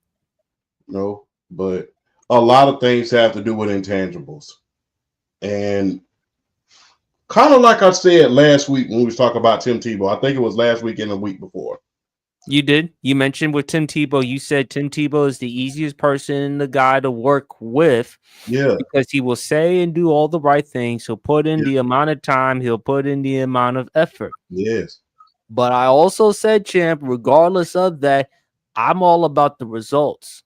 I'm all about production. I brought up Shawn Michaels. Shawn Michaels back in the 90s, what was he? He was, you know, abrasive to say the least. He was a prick. And when I used the term prick, most of y'all thought I was being generous. You being very generous. Like I said, you know, we're just trying to keep it rated G. But like I said, we understand that. But the thing is, if you're going to be a prick, then your performance has to be super outstanding. Especially when you have eyeballs on you like Shedeur Sanders and with your father being Dion. People was already critical. The thing is, I have never ever seen, you know, the thing is, I've seen quarterbacks come and I've seen quarterbacks go. I've seen them come and go. In the draft, I've seen guys fall in the draft. I've seen a little bit of everything. I have never seen the celebration of the masses of how people are celebrating this young man falling. I have never seen that before in my life. And we've seen some of the worst blankety blanks in the history of the game come into this league. And at the quarterback position, we've seen some of the worst you-know-what's in this business come in at the quarterback position. It's like, he really did that? And it's just like, hey, but the thing is, like I said, I think Johnny Manziel ruined it for a lot of guys. I think that, you know, Baker Mayfield the first time around ruined it for a lot of guys when he was in Cleveland, because regardless of, yeah, he's playing good now, but, you know, you got to remember there was some rumors about him being a little bit immature and, you know, things of that nature. But like I said, people are, like I said about Tim Tebow, people are more than anxious to give you a chance when you are easy to work with.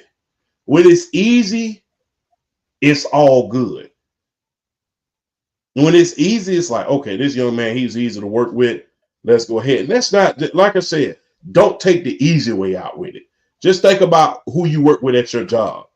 Even if it takes you longer to solve a question with this other guy, you're a lot less anxious to go to the main guy, because I don't feel like dealing with nobody's attitude.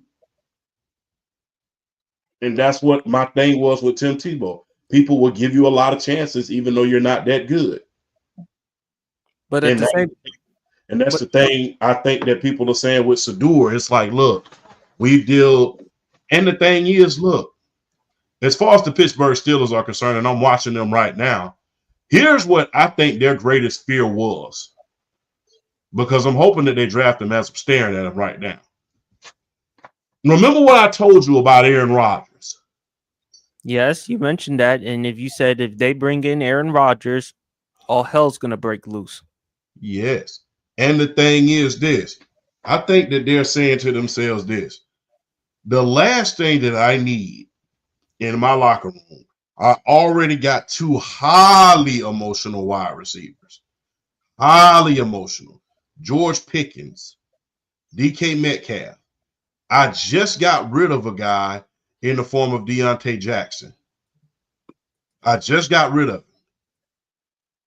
I don't need another overly emotional guy at the quarterback position. I don't need a guy who has a chip on his shoulder. I don't need another guy who's going to potentially be a Zach Wilson. Good ability, but not necessarily media friendly. Because the thing about Zach Wilson is remember what happened when he threw his offensive line when he said he didn't let down his offense in that very, very close game. I think it was 10-3 or against 12 New England, in which I remember that game, champ. Yeah. But so, here's my go ahead, champ. I'm sorry. It's all right. So that is what they're thinking about.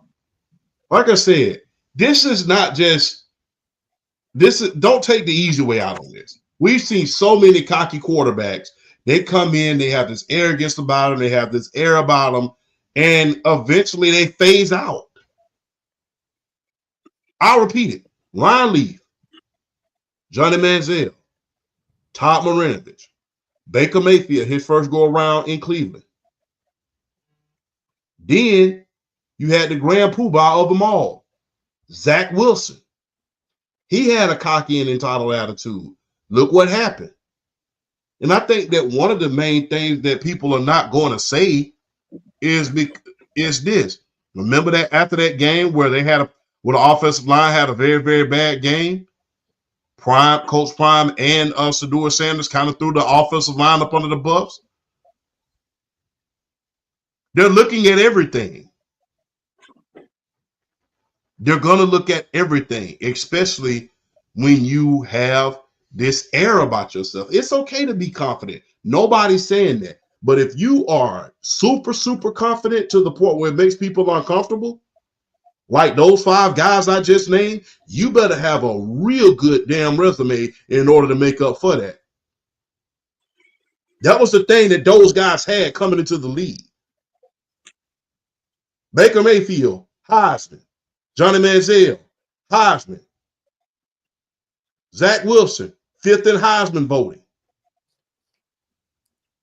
Ryan Leaf, Rose Bowl.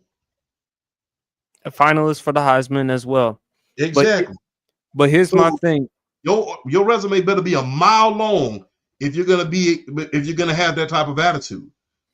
But here's my thing, champ. We talk about Tim Tebow. At the end of the day, here's where I will look at with Shedeur Sanders. Shedeur Sanders, fine. He may. I don't know. I've never met him personally, but again, Shedeur Sanders. If you're just saying that you know what he won't succeed in the NFL is because of his father, then you know what. Then as far as with scouts, then you need to not scout football. Because to me, and I can't believe I'm doing this. I really can't believe it. Do you know of all people that had to speak on behalf of Shedeur Sanders, President Donald Trump? Did y'all read what Donald Trump had to say about Shedeur Sanders? Actually, I did before we came onto the air. Yeah. Which is, he said, this is what he posted. What is wrong with NFL owners? Are they stupid? Deion Sanders was a great college football player and was even greater in the NFL. He also a very good coach, streetwise and smart. Therefore, Shedeur, his quarterback son, has phenomenal genes and is all set for greatness. He should be picked immediately by a team that wants to win. Good luck, Shedeur, and say hello to your wonderful father. Of all people. Yeah, but the thing is, I'm going to just be real. The thing is, when the spotlight is on you like that, you have to be careful. And the thing is, you have to do everything in a certain way. I'm not telling you to go out here and smooch and kiss up. But like I said, when you have eyeballs on you like that, and the thing is, you have to do everything the right way, because the thing is, going into college, when you first left Jackson State, going into Colorado, everybody wanted to see you fail.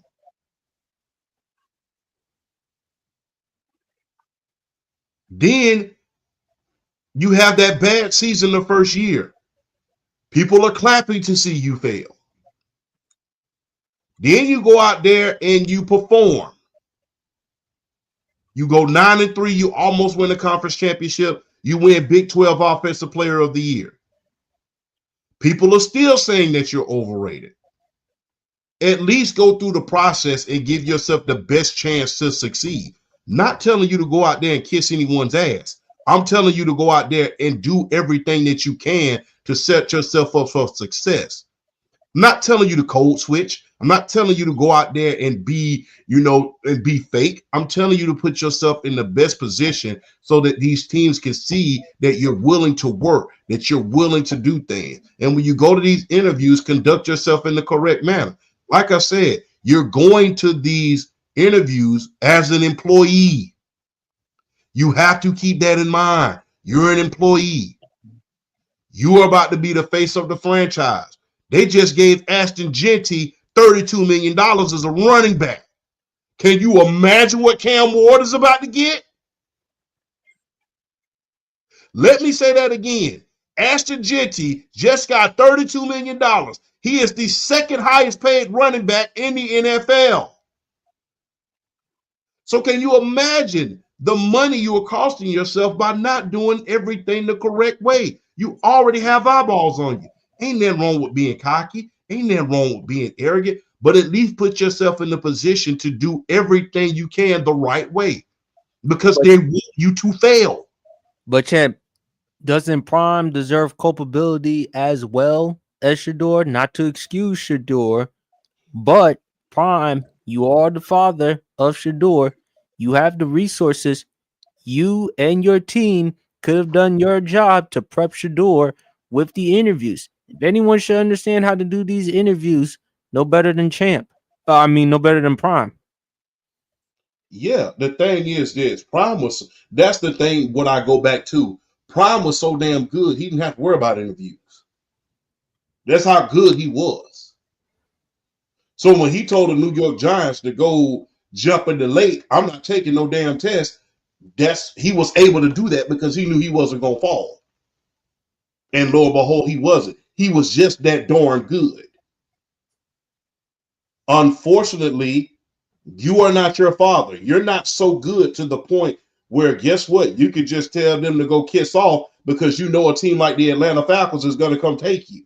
No, champ, I understand that. Obviously, Shedeur coming out of college was nowhere near the generational talent that Prime was. I'm talking about as far as answering the questions, things of that nature. Yes, that's what I was getting to. Yeah. But yeah, he had the luxury of doing that. You got to understand, your son is not going to have the luxury of doing that. And not to mention, you have to think about this. He's a quarterback.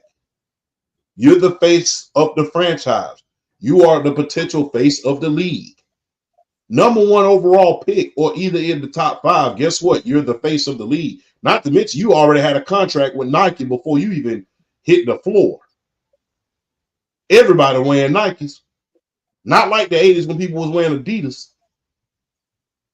So yeah, Prime should have media trained him, and he shouldn't have came out talking about, I'm going to interfere. I will have something to say if I don't feel like he's going to be able to go somewhere. Looking back on it, guess what? A lot of people say, well, Archie did that. Yes, because Peyton was that damn good. When you're that damn good and you're that guy, you can do that. But when everybody's and Peyton Manning was a media darling. But when everybody is looking for you to fail from day one, everybody's looking for you to mess up. Everybody's looking for you to fail. You got to put yourself in the best position in the world in order to succeed. And unfortunately, I believe that this fall is happening, not just because of humble pie, but because, hey, you didn't do everything that you could to put yourself in the best position that you can to succeed. Do you believe that Shedeur will succeed? Do you believe that some team out there that is in need for a quarterback that will draft him, do you think that he can flourish? Because again, Champ, this is not the first time we've seen or heard quarterbacks falling in the draft. I believe that he can. There's been a lot of notable quarterbacks that gone in the 3rd and the 4th round, even in the 5th and the 6th. But the thing is, honestly, you have to. I understand people are always going to take the easy ways out.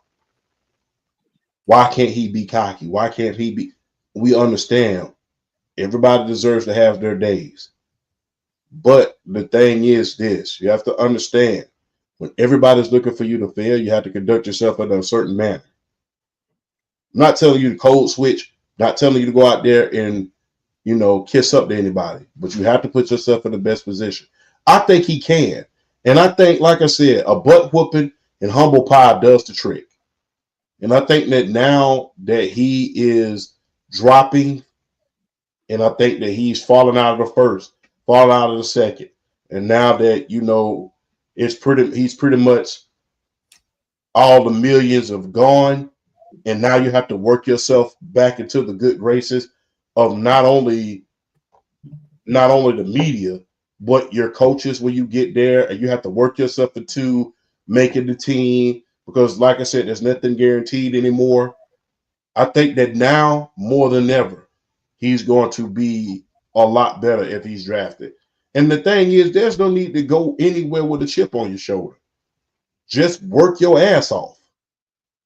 Tom Brady had a chip on his shoulder, but that was after he achieved what he needed to achieve.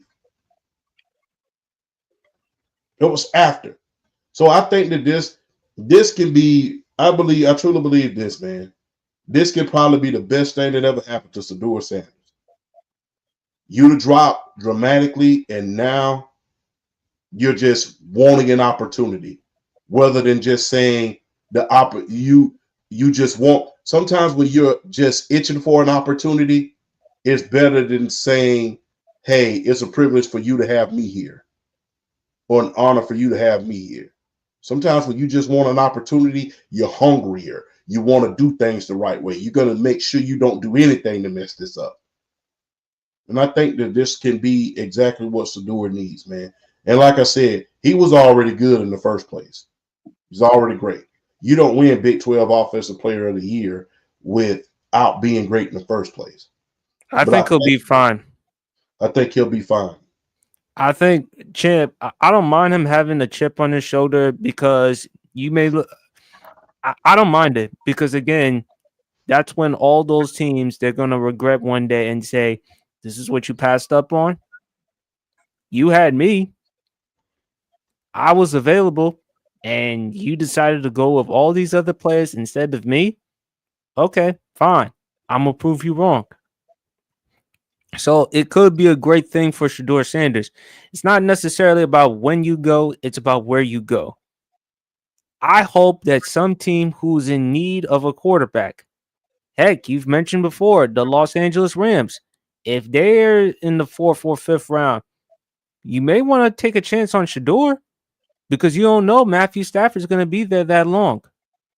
And to pair him up with a Sean McVay, with a Puka Nacua, and hopefully if you keep Devontae Adams for another year or so. So I think Shedeur Sanders will be fine. Look, again, I didn't have a problem with him missing the combine workout, because again, we've seen examples of other quarterbacks who've done it. Could he have done a better job as far as with the interviews, with the draft scouts, and with teams? Sure. I think that's the reason why his draft stock plummeted. Had he done well in that, I think he would probably be in the 1st round or early 2nd round. But I think this is just the way of teaching him a lesson. Who the hell are you? So I think Shedeur Sanders will be fine. BRF, is there anything you want to add before we move on?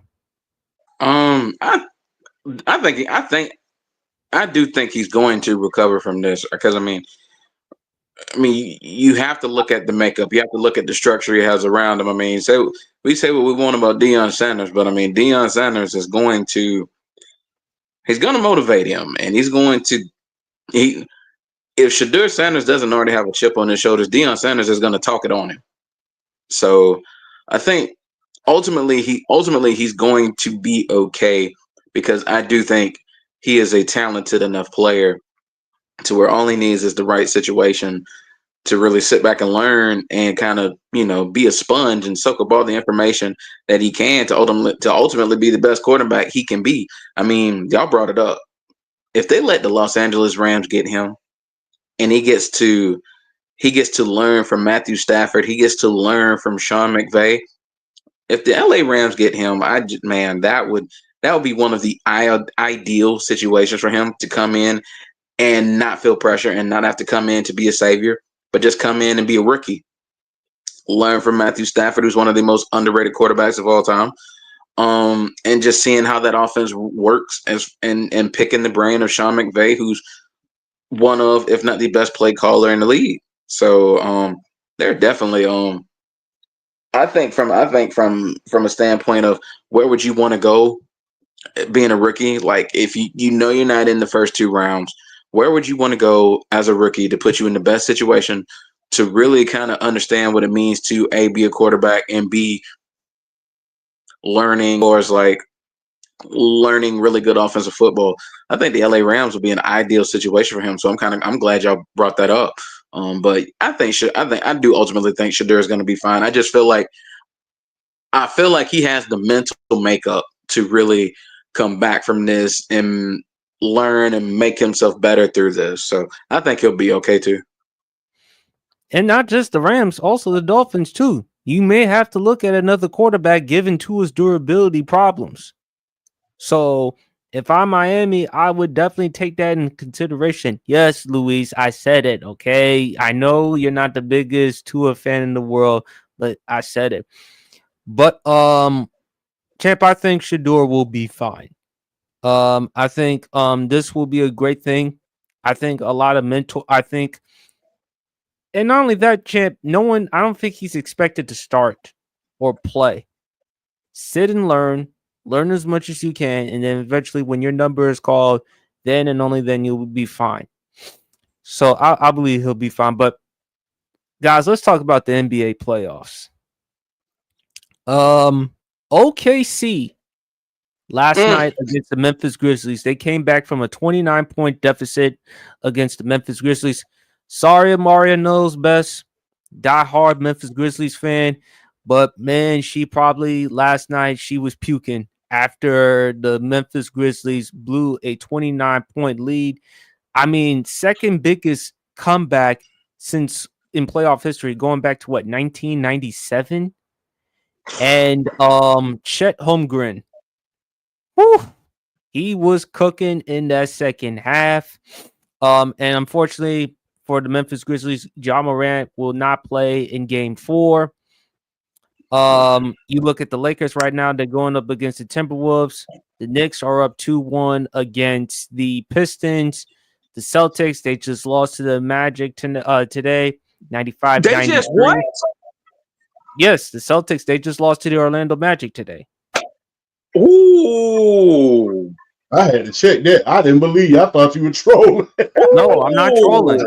I'm not trolling. They lost. Orlando won that game 95-93. Paulo Banchero was 10 of 25 from the field, but he had 29 points with 6 rebounds. Franz Wagner, 11 of 27, 3 of 13 from the field, but he also had 32.7 rebounds and 8 assists. Jason Tatum actually played well, 10 of 22 from the field. Despite the 7 turnovers, he did have 36.7 rebounds, 9 assists. He plus minus, he had a +2. But other than that, I mean, Orlando, they won that game. So overall, guys, regarding the playoffs, what have you been pleased about? What have you what are your thoughts so far with the playoffs? BRF, I'll let you go first. That I was right that the New York Knicks and Detroit Pistons were going to be the most fun series in the first round. I also said that as well. Hey, I'll tell you, boy. We were on with that one. I felt like New York and Detroit could be the most fun series of the first round because of New York style because Detroit style of basketball, physical, no nonsense. We're not going to be scared of the Knicks, but also just Cade Cunningham.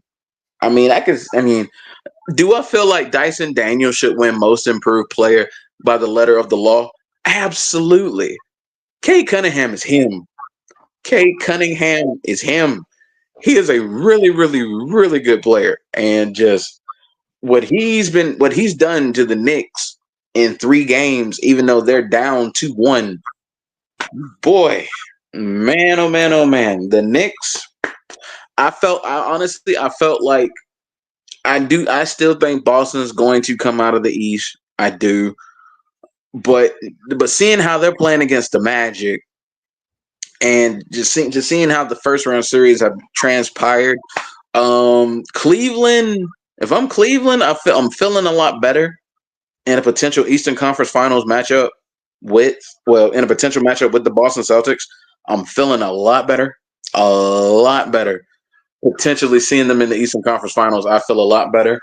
I mean, they're not. I mean, I never felt like Boston was invincible anyway, but I felt like Cleveland could really give them fits because of how they play defense. The big bodies they have with the front court with Evan Mobley and Jared Allen, I felt like they could really give them a lot of trouble. And also, people can say what they want. Playoff Donovan Mitchell is a thing, and it's been proven time and time again. Playoff Donovan Mitchell is a thing. He gets to the playoffs, he becomes a different animal. It's a thing. I've really enjoyed what I've seen from the Detroit Pistons, even though they're down 2-1. They're playing physical.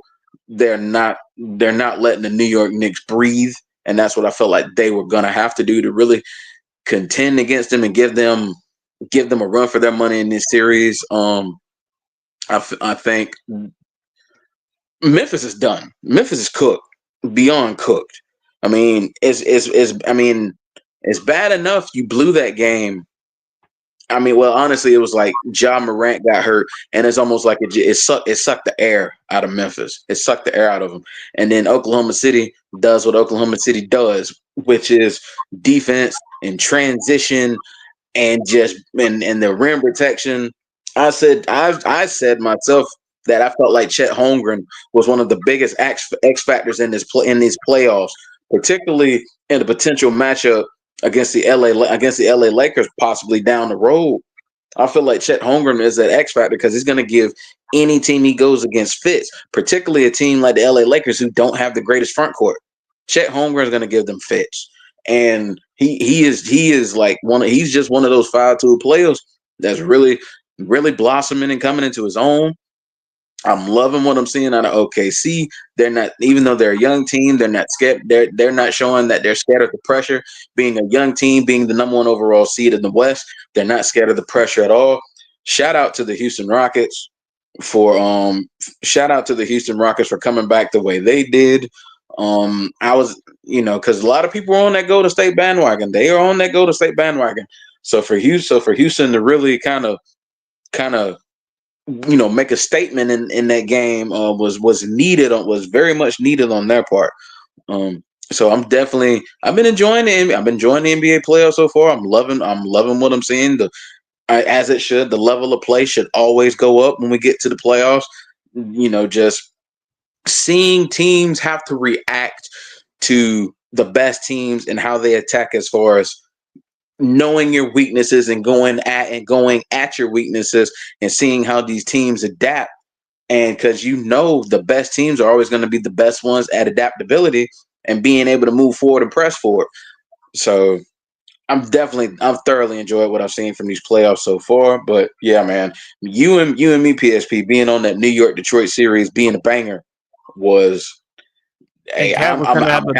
Cat was going to have a big bounce back game after what happened in game 2, and he reminded us what he was going to do in game 3. Shout out to Jalen Brunson, just won NBA Clutch Player of the Year. I think it's going to be a really tight competitive series. I would not be surprised if this series ended up in 7, because wouldn't shock me at all. I have Detroit winning game 4. I got the Knicks winning game 5. I got Detroit winning game 6, and I got New York closing the series in 7. Because I think if it comes to a game 7 of that magnitude, I'm going to go with the Knicks only because of the experience. But I I love what I saw from OKC. I gotta admit, it was 29. It was a 29-point lead. I was falling asleep around 11:30 at night, and then later on, I'm like, "What the hell happened?" OKC just came back into the game. Chet Holmgren, the way he could stretch the floor, hit threes, the rim protection. I mean, I mean, and they had chances. Grizzlies almost had chances to come back into that game. Zach Edey made the dumb mistake with for the jump ball in which he fouled Lorenzo Dort. Now, fortunately, what happened, champ? Jalen Milroe just went to the Seattle Seahawks. Wow. Wow. Boy, they really hating Shedeur Sanders. Wow. I Well, wonder how Brandon's feeling. You cannot, hey, look, you can't go wrong with the fastest quarterback on the field. And although his accuracy is not that good, I mean, you could work on that. You saw that with Lamar. You saw it with a lot of other guys. You saw it with another Alabama quarterback by the name of Jalen Hurts. He just won the Super Bowl this year. So there's a lot of mechanics and everything that he's working on. Plus, hey, remember what happened the last time they took a quarterback in the third round after they just signed somebody to build a big, huge contract, did it? You trying to compare him to Russell Wilson? Yeah. See, I'm just saying. Do I have to call Mama Champ? Do I have to tell her? Do you really trust Sam Darnold after that egg he just laid in the playoffs? No, I don't trust him. Okay, no, I don't trust him. So the thing is, mechanics can be taught, things can be changed, and you don't necessarily have to get off to the greatest start. So the thing is, history can repeat itself. And Jalen Milroe, although he's not very accurate at this point in time, he does have a lot of raw talent. Yes, Champ, but let's wait and see. What happens if he doesn't? What, you want him to end up like Desmond Ridder? No. Don't you dare. Thank you. Don't you dare. You leave that name in inferiority where it belongs. You don't bring that name out. Yeah, right. Do you want me to bring up Desmond Ridder? Because I can do that. I won't. Yeah, like I said, Desmond Ridder could pass gas if you fed him refried beans all night long. So, yeah. But like I said, I think it's a good thing that Jalen Milroe goes there. You have structure. You know, you don't have to start right away. You get to sit behind Sam Darnold and develop your skills. And you're a third-round pick. So you're not expected to be the savior. And Mel Kiper is livid. So, I think he is a Shedeur. He was a Shedeur guy, and we all know that. But NBA, back to the NBA playoffs, guys. Champ, what are your thoughts about the playoffs? Especially your Lakers. You lost game 1, wasn't even close. Now you were able to bounce back game 2. The Lakers are right now playing against the Minnesota Timberwolves as we speak. What's going on with the playoffs? I'll never forget, man, you and BRF did say that the Knicks and the Pistons were going to be the most entertaining and the best series. But I want to go revisit something. I'll never forget when you had me on one of your early shows back before, when everything was starting up. And I'll never forget you had a start bench cut. Yes, it was Tyrese Halliburton, LaMelo Ball, and Cade Cunningham. Do you think it's time to have a revisit on that at this point? At this point, yes. Considering LaMelo Ball, where Charlotte is right now, and what Cade Cunningham has done as far as with the defense to match up with the passing and the playmaking. So yeah. Yeah. I'll never forget that. That was one, and the board was almost unanimous all around.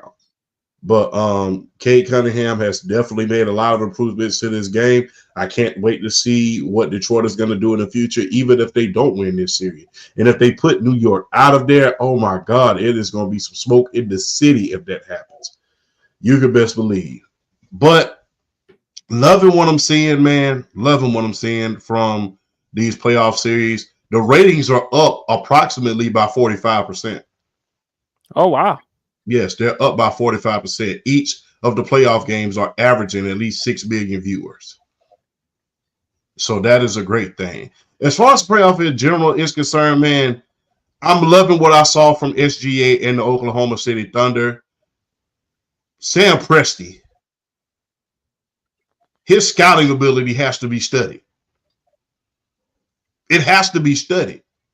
Because the thing is, look, they won 68 games this year, and they still have first-round picks next year and for the next several years to come. That has to be studied. And I think that a championship this year will validate Sam Presti being one of the greatest GMs of all time. I understand that he won't have as many championships as, let's say, R.C. Buford or Jerry Krause, one of those guys. But for you to start from scratch in Oklahoma City, not be able to attract a lot of huge big-name free agents, have to make trades and do it the traditional way in that small market, that puts you on a higher plateau.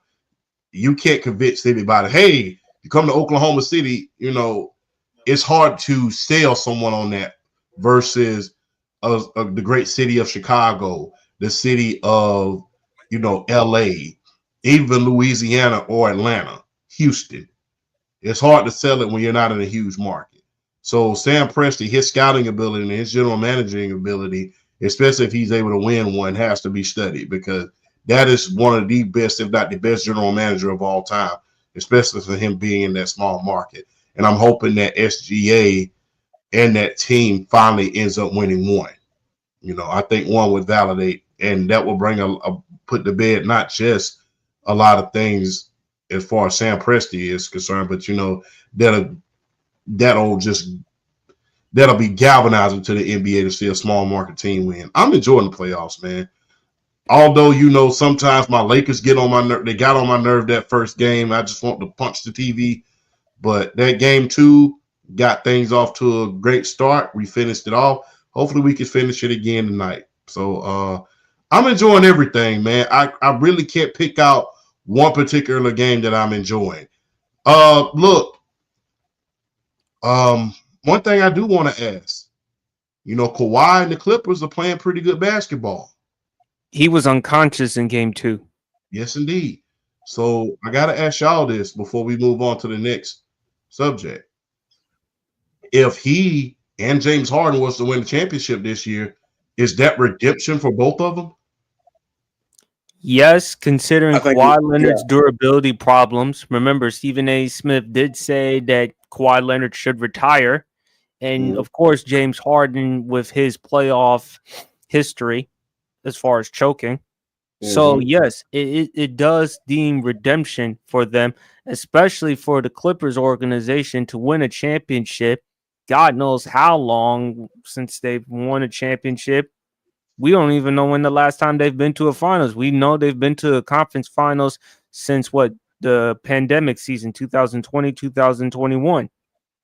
And that was without Kawhi Leonard. It had to take every bit of Paul George, Reggie Jackson, other players along the way who helped out the Los Angeles Lakers that year.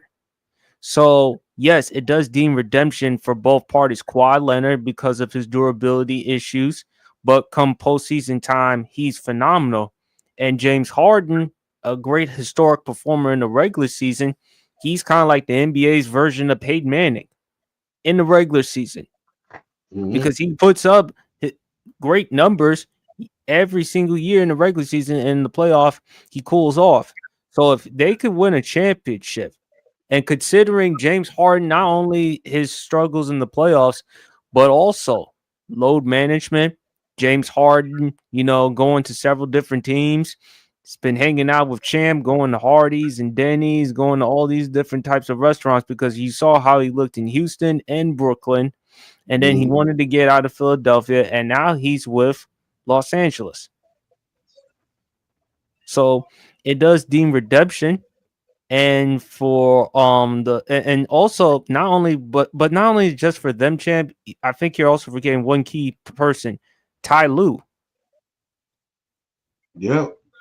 Because was he a product of LeBron? No, Ty Lue's proven that he can coach. Yes, Because he was able, his predecessor, Doc Rivers was supposed to get them to the conference finals, and he's had multiple chances. Remember, he blew 2-3-1 leads during his time with the Clippers. Ty Lue, his first year as the head coach for the Clippers, was able to get them to the conference finals. Yep. I agree. I can't wait to see if they can do it. I know that it will have to be at the expense of probably my Lakers, but guess what? To see them write that redemption story, to see James Harden finally get that championship, being only the second member of the Oklahoma City Big Three to get a championship, I think that'll be epic, man. And that'll put to bed a lot of things, not just for the Clippers, but for Kawhi and for James Harden. Not to mention Ty Lue to win outside of LeBron. I think that would be spectacular. And plus, with Ty Lue, like I said before, Doc Rivers, he's gotten more opportunities than the Kardashians have gotten with men. Ty Lue has proven that he can coach. And and if the Clippers foolishly let him go, some other team's going to get him. Yes, indeed. And it also tells you but also coaches, they got to be careful too, because regardless if you win a championship, you can be out just like that. We've seen Mike Budenholzer, and we certainly saw Michael Malone. So I hope. Would I mind the Clippers winning a championship? No, I wouldn't. I wouldn't mind that at all. I can't believe Champ of all people saying that as a Lakers fan, but hey, at least he has integrity. I'll give Champ that. All right, fellas. Baby face or heel? One of my favorite topics on the Sports PSP pod. Now, for those who may not know what babyface heel means, babyface, heel in wrestling terminology, babyface means good guy hero, heel means bad guy villain. Tweener is someone in between babyface and heel. So I come up with a list of athletes or celebrities, and myself and the panel are going to decide whether they are a babyface or a heel. First one, and I will go first, Colin Kaepernick. He's a tweener. There are going to be those who say heel because of the position he took with the national anthem, although he made it abundantly clear it was never about the military men and women. It had to do with the injustices, the inequities that has been going on. Philando Castile, Freddie Gray, Ahmaud Arbery, Breonna Taylor. The list goes on and on. So that was the issues that he was bringing up. But there's going to be a certain group of people, certain networks, particularly Fox Sports, still say Colin Kaepernick was disrespecting the flag, the national anthem, the military men and women. Even though I find it weird because, wait a minute, correct me if I'm wrong, Champ, didn't Marshawn Lynch sat during the national anthem, correct me if I'm wrong, during a Super Bowl against New England Patriots? Mm-hmm. But no outrage with that. So, and that's a nationally televised game. No bigger stage than the Super Bowl. So I don't understand that. Now, he's also going to be considered a heel because, again, Miami. The reason why the Miami Dolphins did not bring him in and they brought in Jay Cutler, not because Jay Cutler and Adam Gase, they were tight going back to their days in Chicago. Colin Kaepernick did wear a Fidel Castro t-shirt. And if you Google history about Fidel Castro, he was a dictator to his own people. Why Cubans had to go to Miami. There are a lot of Cubans who live around Miami, and they were very upset with Colin Kaepernick wearing a Fidel Castro t-shirt. Then also Baltimore. And I brought up the example, Champ, for babyface heel regarding Ray Lewis. His girlfriend at the time, now wife, Nessa, posted a picture on Twitter depicting Steve Bisciotti, the owner of the Baltimore Ravens, and Ray Lewis, the Hall of Fame football player, of the characters from Quentin Tarantino's movie Django Unchained. In the case with Steve Bisciotti, she depicted him as Leonardo DiCaprio's character, Calvin, the slave owner, In the case of Ray Lewis, she depicted him as Samuel L. Jackson's character, Stephen, the Uncle Tom, or the house slave. But he's also a babyface because, again, because of bringing awareness to all these things, the sacrifice, the price that he had to pay.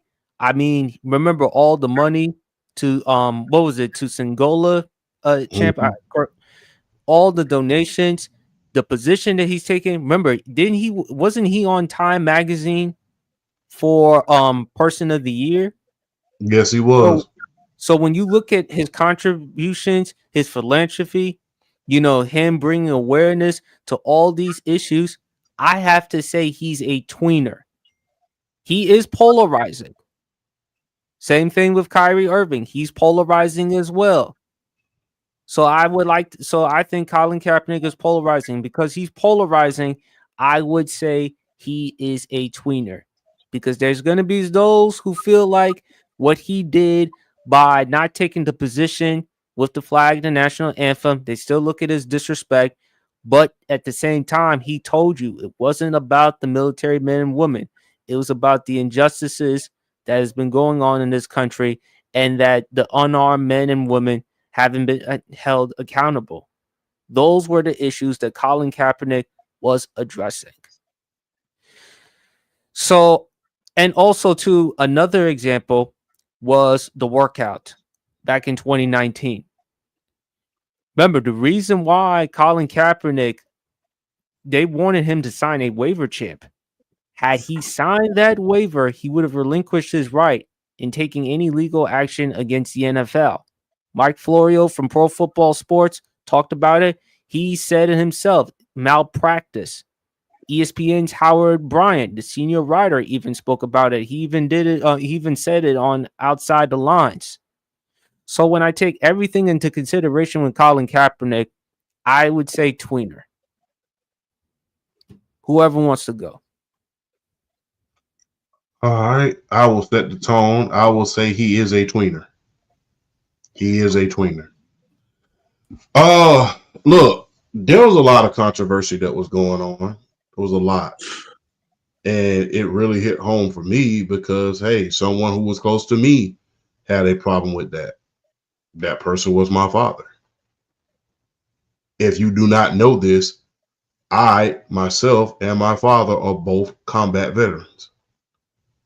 He had a problem with it. Him being the old school guy that he was. Me personally, I was like, hey, he earned the right. We fought for the right for him to do that.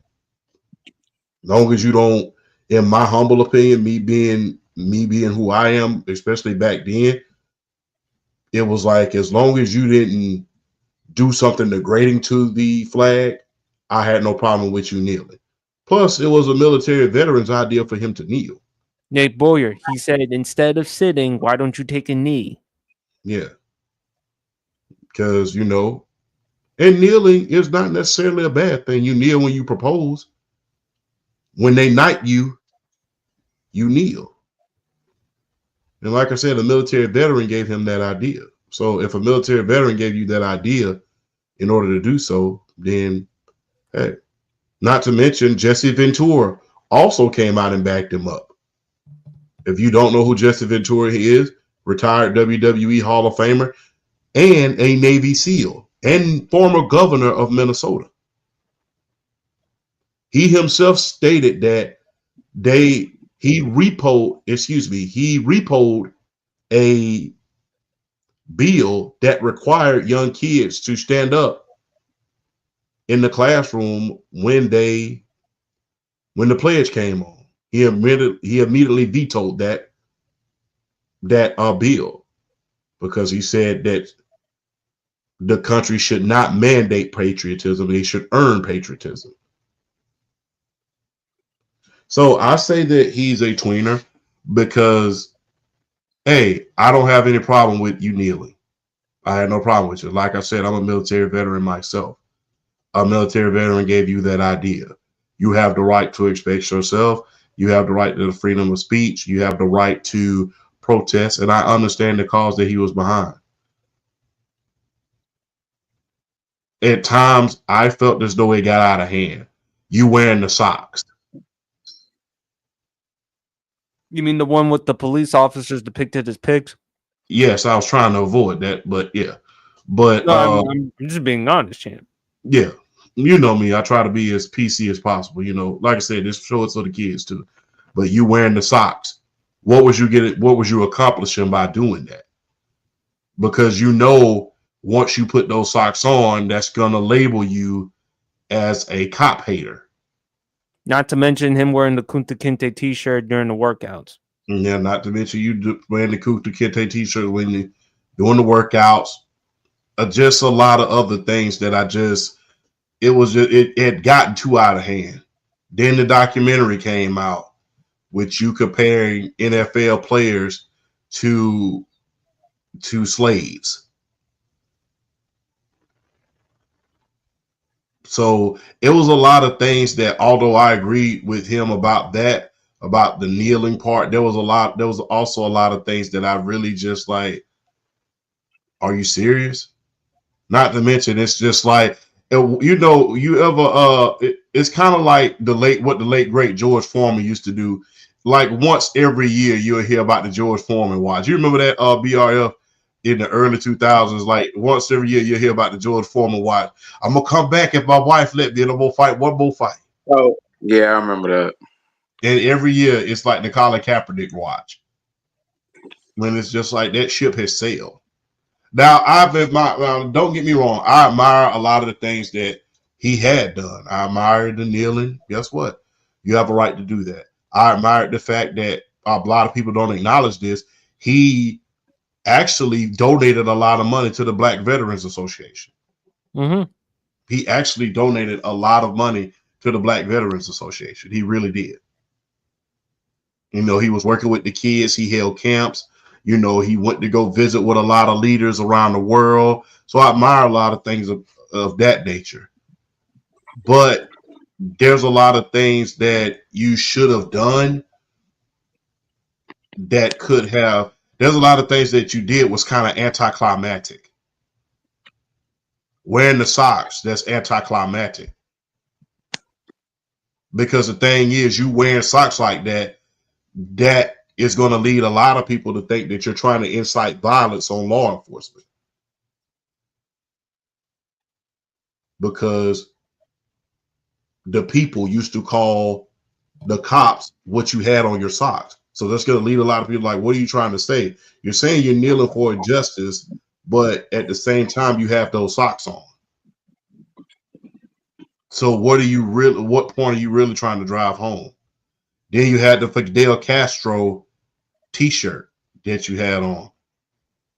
Now, one thing people don't realize is that Malcolm X met with Fidel Castro. 1960.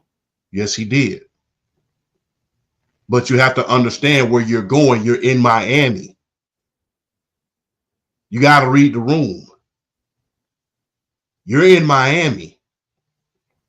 Cuban population. Big one. Yes, you have to read the room.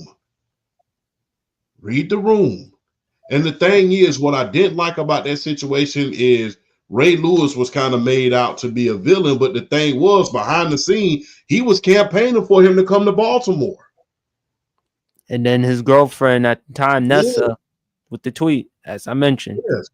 He said, yeah, I disagree with him because I have military people in my family. But guess what? I campaigned and talked to, because, you know, Ray Lewis had a lot of clout in that organization. Remember, 17 years with the organization, two-time Defensive Player of the Year, Ring of Honor, Hall of Fame. Yes. Sorry to interrupt you, champ, but as you always say, great minds think alike. Yes, not to mention, guess what? He was able to talk to the owner in order to bring Deion Sanders out of retirement when Deion Sanders was looking to come back and play football. Deion Sanders had a Pro Bowl year at 37 years old. Thank Ray Lewis. So, yeah, he was trying to campaign in order to get him back out there. But after that picture posted, it's like, nah, I'm good. Nah, I'm good after that. After you just insulted me, you disrespected me like that, and you didn't come out and say, hey, you know, that's not a reflection of what I think. I'm trying to play football. So there's a lot of things that I agree with. I think he did a lot of great things.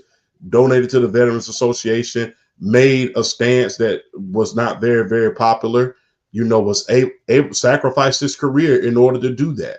I admire that.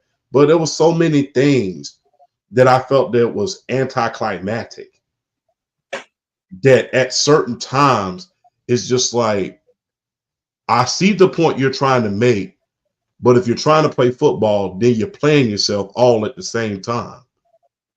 It's like you wearing the socks, anticlimactic. You wearing the t-shirt, anticlimactic. You wearing the Kunta Kinte shirt, doing the workouts, anticlimactic. You suing the NFL, but at the same time, not being humble enough in order to come back, like, Eric Reed did. Eric Reed also sued the NFL. People don't even mention him anymore. He also sued, but he was able to come back. Now they drug tested him every single game, but he came back and had a pretty decent career towards the end. And you never heard it, and you never heard about anything else again, even after he sued. The settlement was, the ink was dry on the settlement and everything. And after that, you never heard another peep out of it. But there was so much stuff that was going on that was anticlimactic, that kind of like hurt his cause at the end of it, and kind of made him seem like more of a rebel than just a person standing up for a cause. It just kind of like made you look at him kind of different a little bit, because it's just like, we want to see you play, but you're doing every single thing that you can in order to block yourself from playing. Will you agree with me, Champ, that had it not been for the position that he took with the flag, he probably would have been on an NFL roster? Because look, some people say, well, it's his play. It's his play as anything. His play was the reason why he was still not on an NFL roster. We had this conversation on your pod, Champ. Remember, Nathan Peterman. And you even said it yourself. Let me put my fat face in. Let me tell you, Nathan Peterman, what was his numbers his very first start? He 1 for 14, 3 interceptions. Damn. I could have did better than that. Shit. I'm just being real. But you could have threw a shuffle pass. I'd have shuffle passed the whole damn game in order for me not to do that.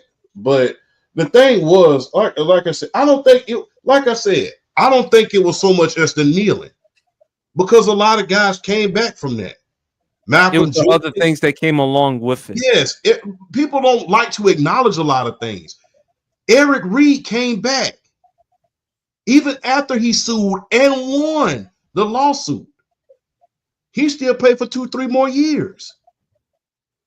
But it's just a lot of things that I feel like that he did was so anticlimactic that people just said, you know what, this is too much damn drama. I'm not going to deal with this. And they have the right to say that. It's their business. But it's like, like I said, Eric Reed was allowed to come back even after the lawsuit, even after that. The Carolina Panthers brought him back for 2-3 more years. And he got drug tested every game, which, hey, they going to pick at you. They going to nibble at you just a little bit. Especially for someone like him, they're going to put a target on your back. Yeah, but he was able to play for the next another few years. And every once in a while, you would hear him in an interview about the kneeling and things that's going on. But outside of that, you really didn't see the antics. It wasn't the kneeling so much as the antics. That's what people got to realize. It wasn't the kneeling, because so many guys came back from that. Eric Reed, Malcolm Jenkins, just to name a few. It was just the antics behind it that kind of made it so anticlimactic that you just questioned it. It's like, why do you keep? It's just like, we want to see you play football. And if you want to play, then guess what? You have to put yourself in the best position in order to do so. But a lot of things were just so anticlimactic. It was just too much. And like I said, every year you hear about these. We just heard it last week about, he's still working out. I mean, that ship has sailed. You got a better chance. You got a better chance in the NFL right about now. I got to be an amateur boxing champion again. So I put him But as a tweener because yeah. he was good. I agree. Like I said, I agree. I like what he did, but it was so much other stuff that was so anticlimactic that it's just like it's becoming a circus now. I also think it lost attention to what Kaepernick was trying to convey. Because again, we talked about all the other things with Kaepernick instead of what actually Kaepernick was actually discussing. Yeah. But I do think he is a tweener. Because I mean he is polarizing. I mean he is provocative, but I do think there's a lot of good with Colin Kaepernick. Yeah. So BRF, what are your thoughts? Safe to say, Colin Kaepernick is one of the 5 most polarizing figures in sports over the last quarter century. Mm-hmm. Yeah, he's definitely a tweener, and I mean, it's pretty much with Colin Kaepernick. With Colin Kaepernick, you draw the line. It's like it's pretty much if you support him, we know what side of the spectrum you're on. If you don't support him, we pretty kind of know what side of the spectrum you're on. I mean, it's one of those things where it's one of those things where it's just like I definitely supported him with what he did as far as like bringing attention to police brutality. You know, bringing attention to something that needed the attention, that needed to be spoke on, that really needed to slow down and really needed to stop. And yeah, and I think he lost a lot of his luster with with the way his behavior and all that stuff as far as like the NFL and wanting to get back to play because come on, man, everybody with common sense know the NFL blackballed that man. I mean, anybody with common sense know the NFL was not going to let him back in and play after all that stuff went down and everything. Anybody with common sense knows that. Just some of the thing. If you're trying to, like y'all made a lot of good points. Y'all pretty much hit a lot of those points on the head. Is like if you're trying to do something, you can't have you can't have other outside factors like dictate how people feel about you. If you're trying to bring attention to something that really needed the attention, but Champ brought y'all brought up the socks.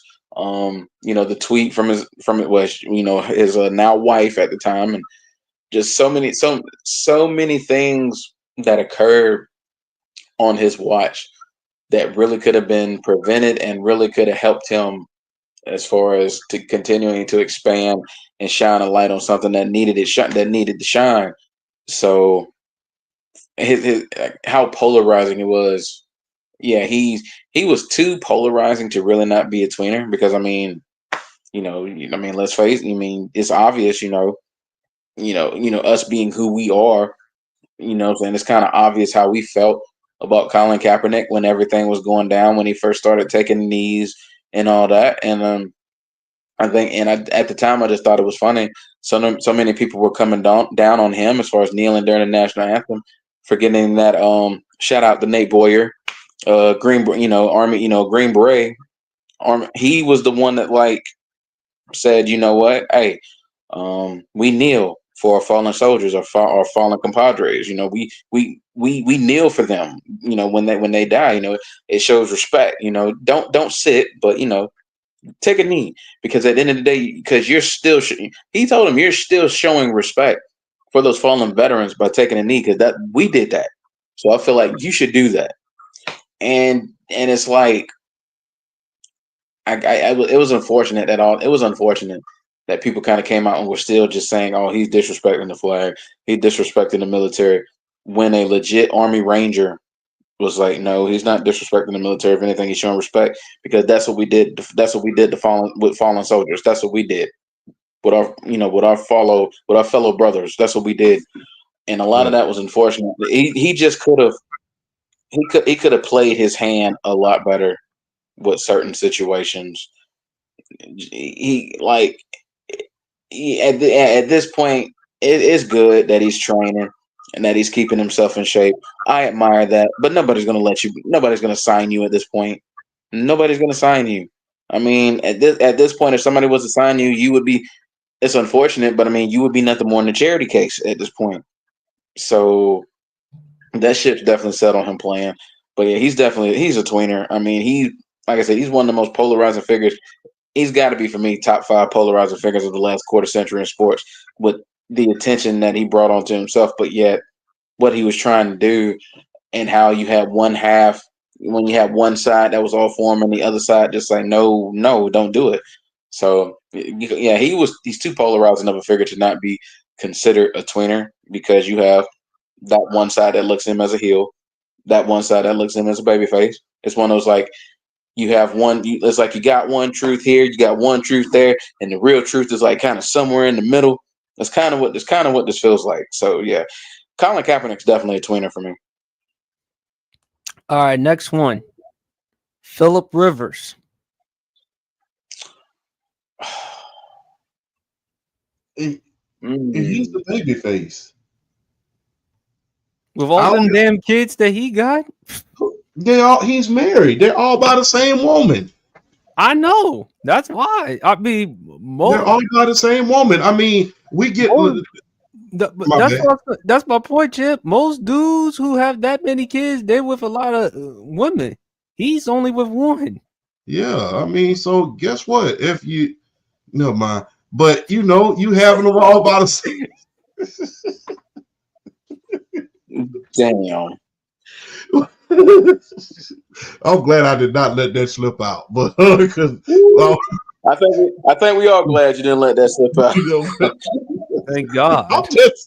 I'm just saying, you had them all with the same woman, so hey, people have. At least he ain't got to worry about being on Maury Povich. No, he ain't got to worry about that. He ain't got to worry about Jerry Springer. He ain't got to worry about writing $1 million check.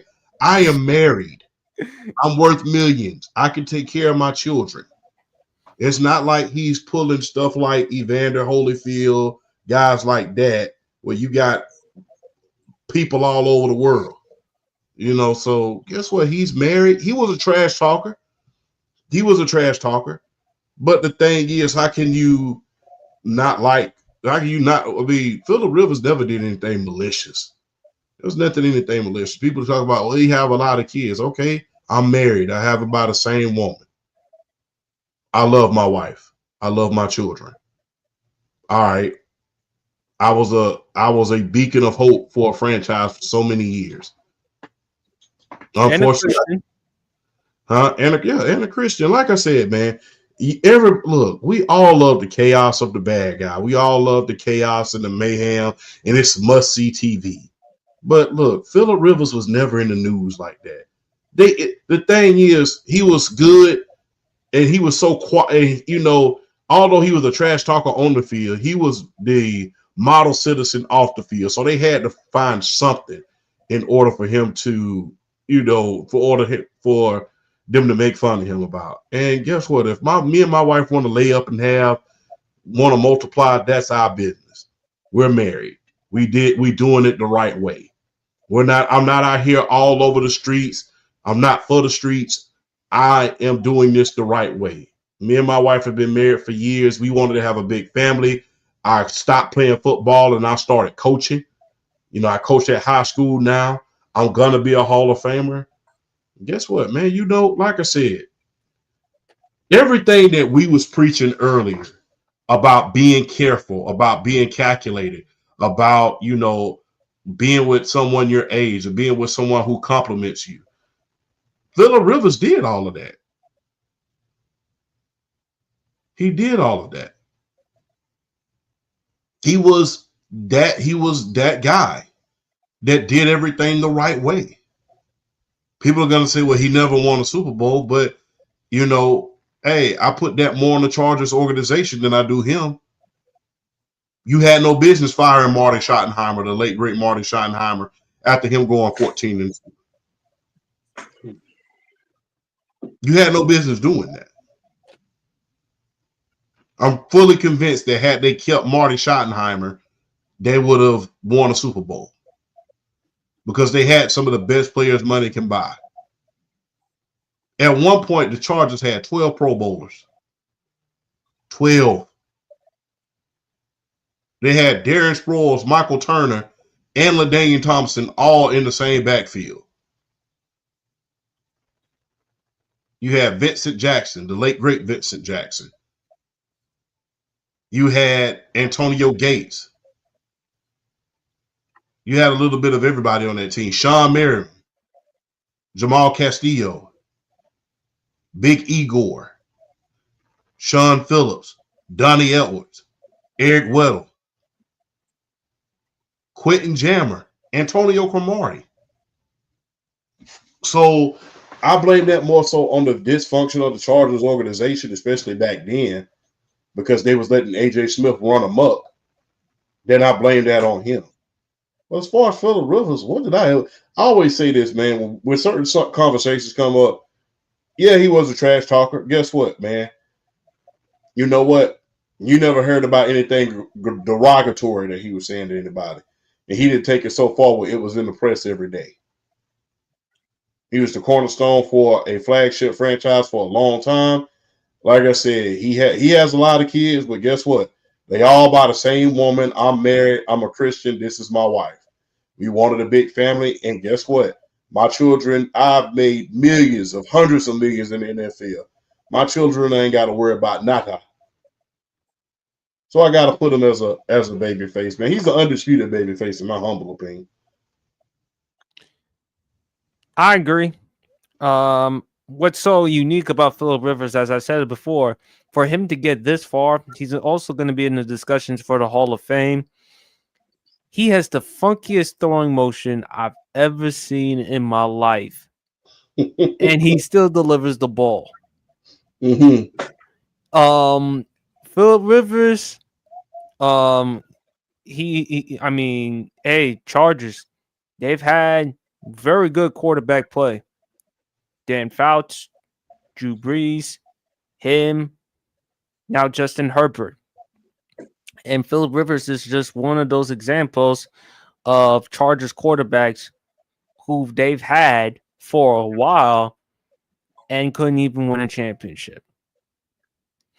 And I just hope that Justin Herbert, he turns out to be the quarterback they hoped, because if it doesn't, then I don't know what to say with the Chargers. But Phillip Rivers, I have him as a baby face.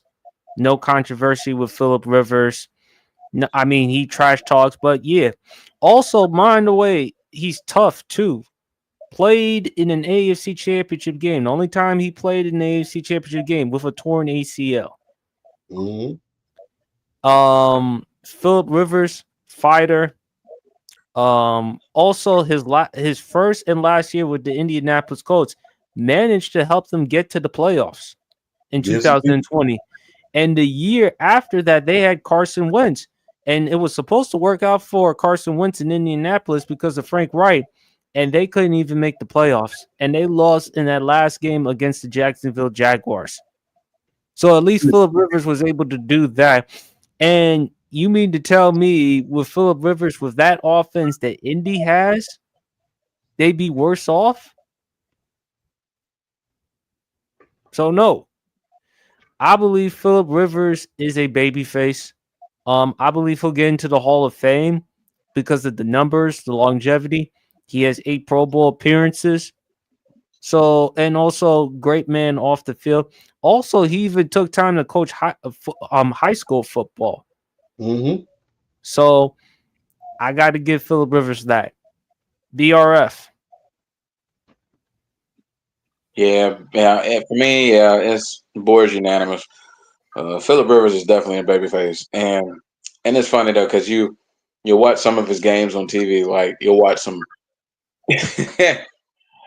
they'll mic him up and so they'll mic him up, and so you hear his trash talking, and you're kind of like, man, like how are people getting offended by how he trash talks?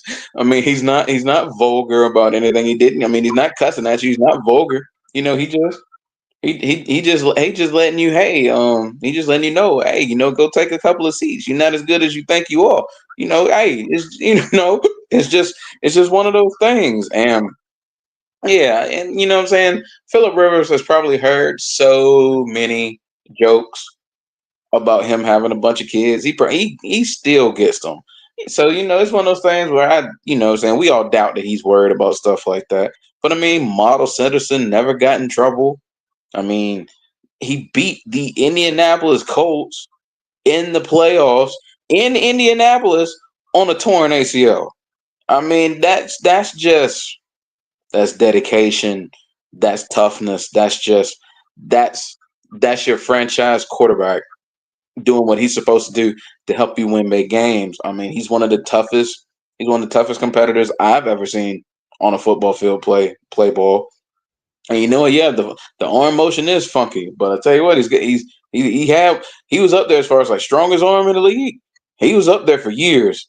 So Philip Rivers he's definitely a baby face. I mean, you can't say enough about the type of family man he is. You can't say enough about what type of football player he was, and that's one of those things that shouldn't go overlooked. He has a Hall of Fame case. He definitely has a Hall of Fame case. So yeah, I don't think I really need to elaborate on too much because y'all hit everything. Philip Rivers is a babyface. All right, last one. Really controversial one. Brett Favre. Oh, he's a heel now. He's a heel. He's a heel now. At one point, He was a baby face. He was a baby face. At one point, he was one of, if not the biggest baby face of the National Football League. I mean, the way he played the game, he had fun. The ultimate gunslinger. Never met an attempt he didn't like. I mean, he was not scared to try to fit his throws through these really tight windows, and a lot of times he would hit these windows because he's got one of the strongest arms in the history of the National Football League. But now it's like that whatever that person was when you played in the NFL, that's not you now. Because I think right now at this point in his life, he's definitely a heel because stories that have come out about you and allegations and all this other stuff, particularly with the big one, which is taking the welfare money and using it to build a volleyball stadium because his daughter was on the team. I mean, just one of those things where it's like, yeah, a lot of that luster that you had playing in the NFL, and even still, he was polarizing then because as he got late in his career, he was like undecided as far as like whether he wanted to continue to play or not, which ultimately, and let's not forget the situation with the Jets. Oh, but yeah, most definitely that too. Like we'll just say the pictures, like and all that. So yeah, like late in his career, it became, I don't know, it became a little harder to root for him because of the scandals he was in and the undecidedness whether he wanted to continue to play or not. And now after football, all the allegations. So yeah, I mean, I think for me right now, Brett Favre is a definite heel. Big homie Champ, talk to me. Oh man, I'll have to say heel. I gotta say heel. Not just because of the allegations, but because of the way you acted on the way out of Green Bay,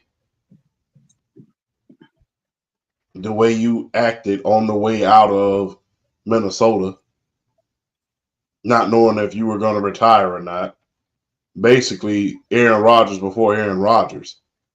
You went from being a media darling to it was just a lot.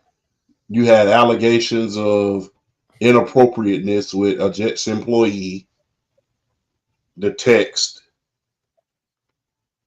The thing is, for guys like that, I'm pretty sure he's thinking his lucky stars their social media wasn't out back then. I'm pretty sure he's thinking, because they would be on him like white on rice, a glass of milk, a paper plate in a snowstorm had it been out back then. Especially during his time with Atlanta. Well, the thing is, his time with Atlanta, people forgave that because the thing is, people understood. Yeah, it's one thing, champ, to forgive someone who had problems with alcohol, Yeah. Vicodin addiction, those types of things. However, the situation with him and Jen Sturger, that was the female who used to work with the New York Jets. Yeah, that was the problem. Not to mention you alienating your team on the way out. I'm retiring. I don't want to retire. It's not my job to get Aaron Rodgers ready. A lot of other stuff that was going on with the team. You alienating the front office, alienating teammates. You're not so sure if you're going to show up to training camp your second year with the Minnesota Vikings. It was just a lot of things contribute to you being a heel. And then just when we thought that you had escaped, then then the allegations come out. Then you try to sue everybody for defamation of character, including someone who we talked about earlier in the show, Shannon Sharp, which the lawsuit got dismissed. As well as Pat McAfee. Yeah, as well as Pat McAfee. Both lawsuits dismissed. So I have to say that you're a heel at this point, which the fall from graces of a lot of these athletes, like I said, they need to be steady. Because for you to go to being the most beloved man, Shaq was on Monday Night Football. Brett Favre's, remember, that was the day in which Favre torched the Raiders one day after his father passed away. Yes. Your father passed away, and we stood up and applauded you for going out there and toasting them up like grandma's toast on Sunday before church. We cheered you during those interceptions. We cheered you for having the biggest sense of humor in the world, because the thing was, the appeal of Brett Favre is, I'm just a regular guy, the aw shucks type of guy, the guy who, although you could go out here and throw for 4,000 yards a season, a guy you sit on the porch and have a beer with. Practical joker. Yeah. Sit around here, with your Wrangler jeans on. Hey, man, let's go get a beer. Let's ride around on the four-wheeler, man. Let's go sit by the pickup truck and, man, let's tell a few war stories here and there. That was his image at a certain point. But, unfortunately, all of that is tarnished because of everything that happened towards the end. And, hey, I'm going to give you an old saying that the late, great Lieutenant Colonel Whitley gave me right before he passed. Shout out to Lieutenant Colonel. 1,000 attaboys. You don't know what an attaboy is when they say attaboy, and a pat on the back. 1,000 attaboys is erased by one aw shit. Remember that. It's tough for me because growing up as a little kid, I was a diehard, huge Brett Favre fan. I remember my stepfather, one day before my 17th birthday, he took me and my little brother to MetLife Stadium to watch the Minnesota Vikings against the New York Jets play. That was the night in which he threw his 500th touchdown pass. I always grew up idolizing Favre. Always wanted to be like him as far as like a quarterback, as far as his off-platform throws, the cannon of an arm. I was a huge Brett Favre fan. Favorite moment from him would have to be the Monday Night Football game against Oakland, which he torched the Raiders that day. At this point, he's a heel. Because even though I admire and I respect all of his credentials, but at the same time, it's hard for me to look at him the same given what has transpired.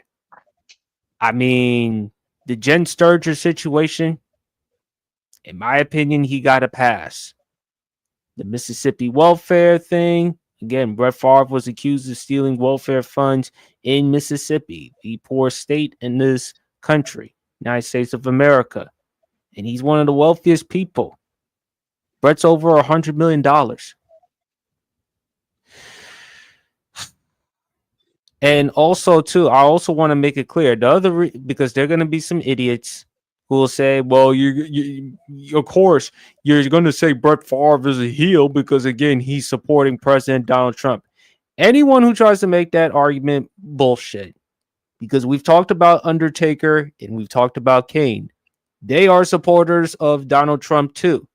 And even though I don't agree with their political viewpoints or standpoints, at the end of the day, they're good human beings. They have integrity.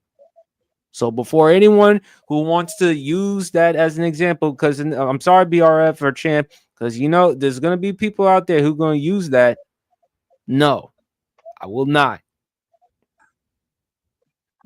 Yeah, and you have a point. Stop taking the easy way out.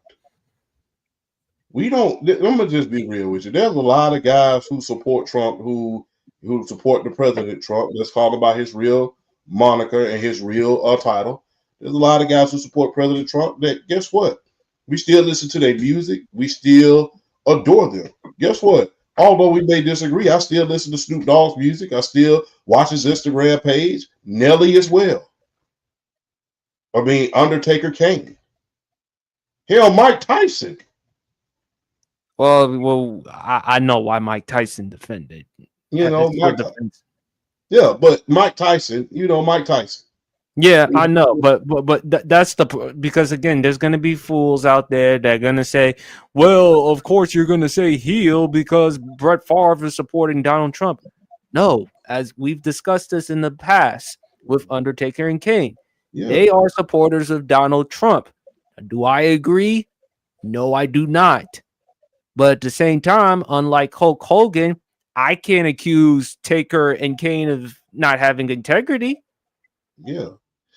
Look, there's been so many figures that throughout history that have supported opposite political spectrums, and yet they were still adored.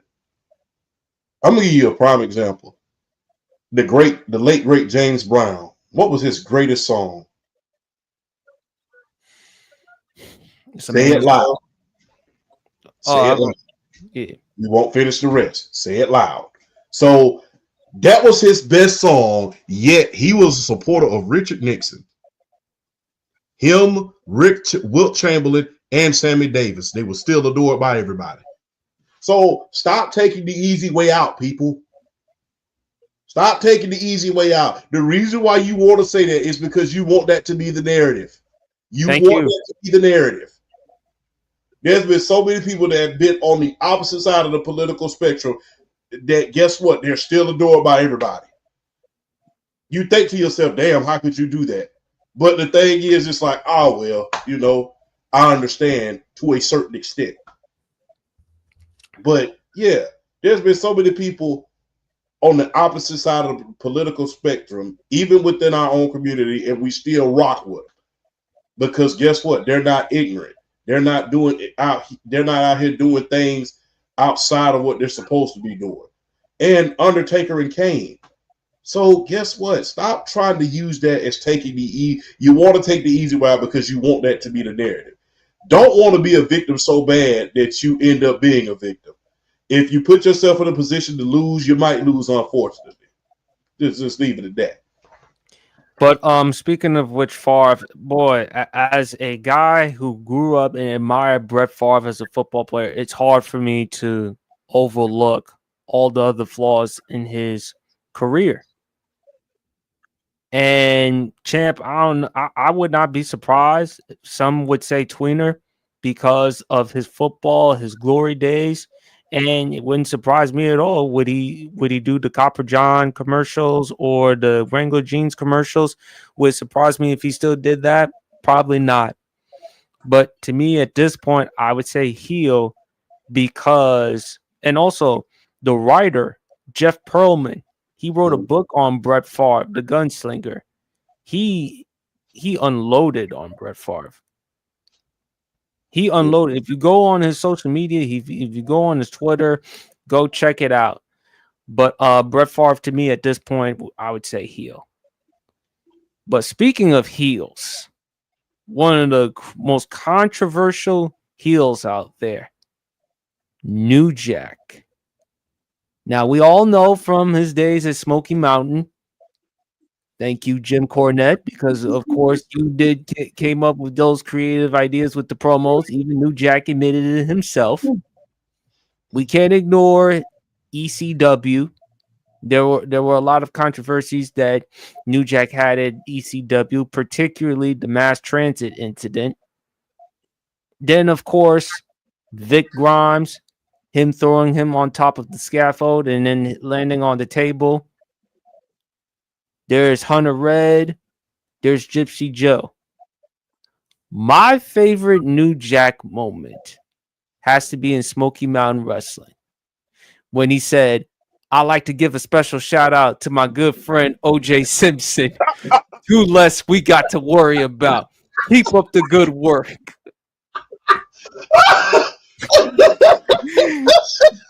I was hoping somebody was gonna say that, and that was one of my moments. That was legit one of mine. What either that or you want me to use the NAACP promo in which he said you want me to use the NAACP promo in which he said the hell with them homegrown you know what? He just said it. God help us.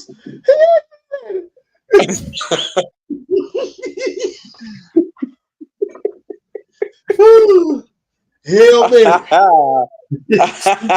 man. Snoop Dogg, we know you innocent. You called me last night.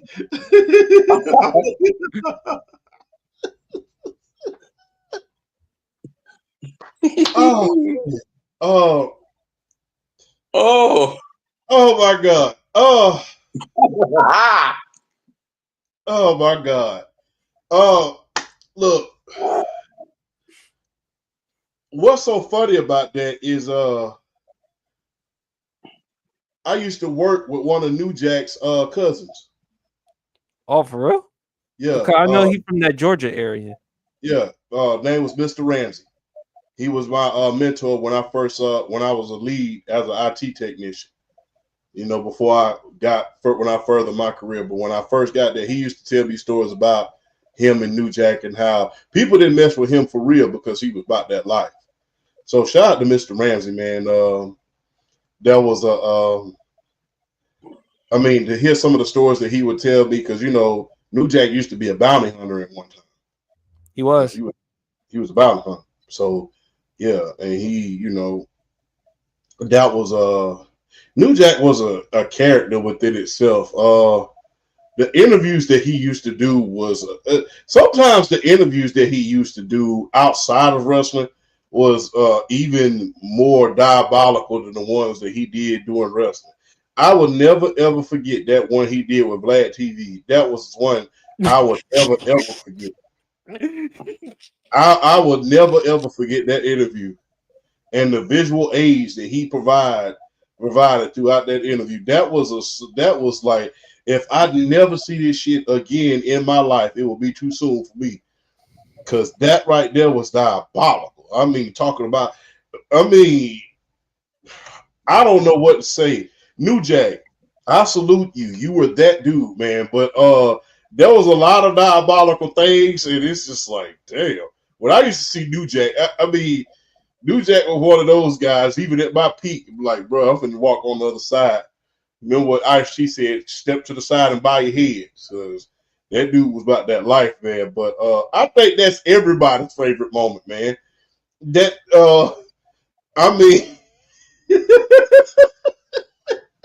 You didn't think I was going to say that? I did not, man. That was just, man.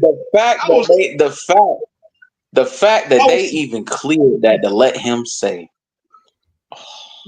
That was just crazy. But that's also the genius of Jim Cornette too. Yeah, I'm not gonna one of my first videos on TikTok was him saying that. You know, they said what would have worked back in the 90s that would not fly today. I posted that video. I didn't put it in its entirety because I didn't want to offend anybody, I put the beginning. I want to spend a special shout out to my homeboy OJ Simpson, and then I cut it right there because like I said, I don't want to. I'm politically correct. I try not to offend folks, but man, that I banned that shit. I mean that's the segment right there. I mean that is a promo for the ages. I mean, for him to say Louis Farrakhan would be the next president, Snoop Dogg, we know you're innocent. Last night, bro, and people don't even realize, the generation these days don't even realize he was talking about Snoop Dogg because of that case that he had because of what was happening during that time. I will say that. We ain't gonna get too gory with the details, but yeah, he had a case above his head, a certain case above his head, during the first start of his career. So shout out to UPSP because I had looked through my phone earlier today and I was trying to avoid it like the plague. I'm like, look, I'm not going to say that. So I'm like, I'm scrolling, trying to find a match or something like that. But yeah, that's the segment right there, man. I want to spend a special shout out to my homeboy OJ Simpson. That's the whole segment right there. That's if you clip that whole thing, that's just crazy. But look, that right there and that interview he did with Vlad, that was the way how he was talking about Vince. No, not just that. What he said about Terry Runnels, that was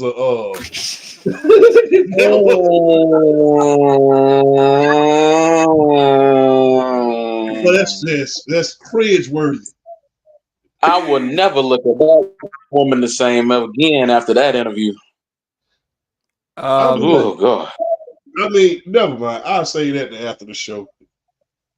The only thing was about Terry is you knew something was off about her because she just had that look about herself. We'll leave it at that. BRF. Whoo! How do you follow that? How do you follow Smoky Mountain Wrestling? That was one of my that was one of mine I was gonna use. How do you follow that? I don't know, but I'm gonna give it a shot. Honestly though, New Jack was one of my favorites growing up because I got into like that late that kind of that ECW run in like 99 2000 where they really started to blow up and really was becoming that third alternative that alternative to WWF and WCW at the time. And New Jack was one of my favorites. And the thing is, you knew when he came to wrestle, he wasn't going to do a lot of wrestling. It was going to be a lot of weapons. It was going to be guitars. It was going to be trash cans. It was going to be pool sticks. It was going to be vacuum cleaners. Like, he didn't care. If he could pick it up, he was going to hit you with it. And that's what I respected about him. But my favorite part of a New Jack match, and I know y'all got to be in agreements with me, is the entrance. ECW at the time allowed these guys to come to some of these great songs that some of them I'm surprised, like Rob Van Dam. He came out to Walk by Pantera. AEW let him use that song. Kudos to AEW for letting him use that song. New Jack came out The Natural Born Killers by Ice Cube and Dr. Dre. And that song would play during the entire match every time he wrestled. So not only are you enjoying a good match, but you bobbing your head because you know that song, you know Ice Cube, you know Dr. Dre, you know that is one of the more controversial yet really good songs ever written and produced. And the fact that New Jack came out to that song, I mean, in a way with his persona and his character, it fit him to a T. So I mean, it's like certain eras of wrestling, certain wrestlers, they had the entrance that would just kind of bring you in and just take you on a ride. Like whether like today, like you got like Cody's entrance and Seth Rollins' entrance and Roman's entrance, and back in the day it was like it was Sting's entrance with that WCW music, like in WCW, like in the late 90s. when he first took on that Crow version of Sting, and it was that slow kind of like anti that kind of anticlimactic, kind of melodramatic kind of song that he would come to the ring with, and it was just all dark, but it would kind of captivate you, and it would just bring you in because you knew it wasn't the same Sting you saw like in the early '90s. The NWO entrance with the Rock House theme song, like there were so many entrances that would just that just captivated you and brought you in even before the match even started. And New Jack, even though he came out the natural born killers of all song, his entrance it brought you in because it was one of those like it set the tone.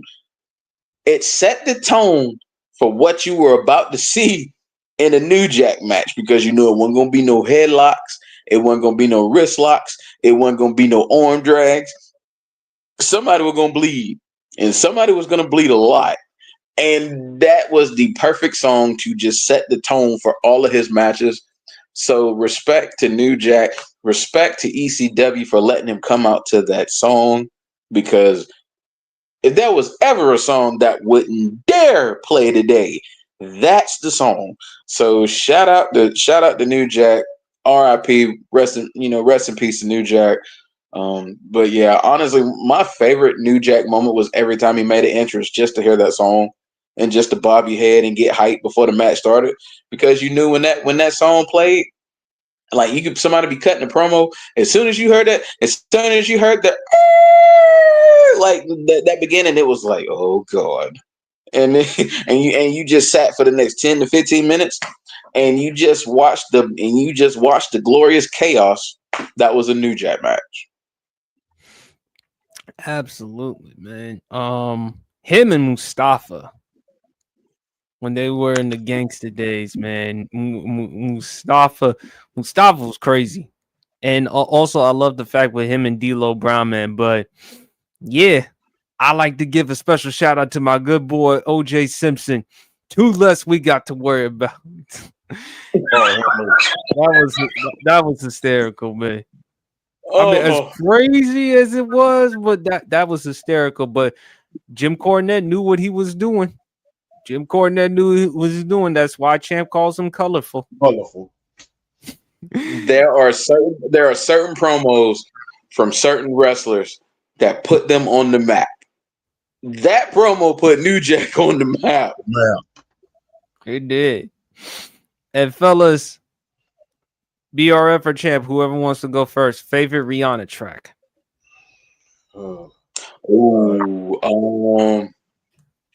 Man, go for it, Champ. Bad Girl Riri. Oh man, ASAP Rocky, I'm jealous, man. ASAP, I'm jealous, man. So just being real, Rihanna was my crush in high school, even on her early days of Def Jam. So Umbrella is probably her biggest one. You know, Umbrella, Rehab, like we was going over with The Dream. That was one of the songs that was written by Dream with her and Justin Timberlake. That one, Rehab, Kiss It, Make It Better. Funny story about that. I'll tell y'all when we would go off the air. That was a funny. If you know anything about that song, Kiss It, Make It Better, that was somebody actually paid me. Somebody actually paid me that song when I was mad at him. So that was no, so a girl actually paid me that song. I was mad as hell at her because she spilled some Hennessy on the top of my car. Shit. No, she just spilled it. You know, it was an accident. It was, but I had just got, the car done and detailed, and she on there playing around and spilled it, almost break the damn window. So I got my car. So I pulled the stuff out the car, set it down, put it on the front porch.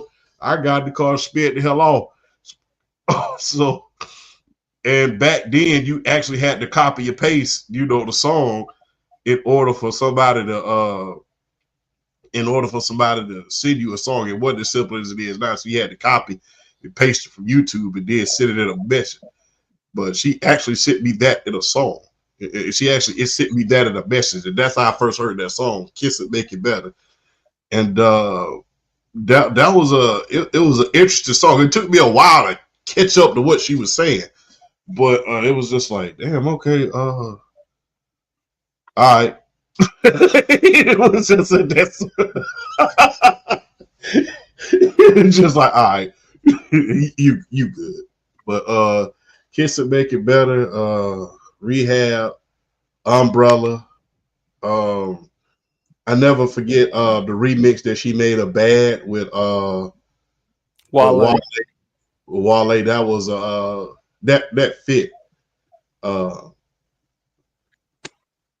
Girl better have my money. Girl better have my money. I know we ain't saying the harsh words. Girl better have my money. You know, I like the way she did that. Blah blah blah blah blah. That was genius how she was able to do that. So man, Rihanna, you will forever be my crush from now and forever. Bad Girl Riri. So, you know, always. So like I said, ASAP, I'm jealous, man. Umbrella, Rude Boy, We Found Love. The one, although it's not her song, but she was featured in the song Calvin Harris, "This Is What You Came Here For." I love that one, just the beat and Rihanna's voice. Diamonds. I love that track. I mean, like, Rihanna, shout out to Rihanna. I mean, she put on a hell of a show in the Super Bowl a couple years ago back in Arizona. And I just love her performance. I just love her as a singer. I think she is fantastic. Also a hell of a entrepreneur. And as far as like an ambassador with her clothing line and everything else. The reason why I still laugh at Rihanna, because I still laugh at that video of her dancing to Gorillaz. It's 7 p.m. Friday, 95 degrees. I ain't got no money. I ain't got ain't got me, of her dancing with it. And then A$AP Rocky's like, what the hell am I looking at? So I love that about Rihanna. I just love her style. I just love that. But Umbrella, that's like my favorite one, as well as We Found Love and Rude Boy. BRF. Man, I got a laundry list. Yeah.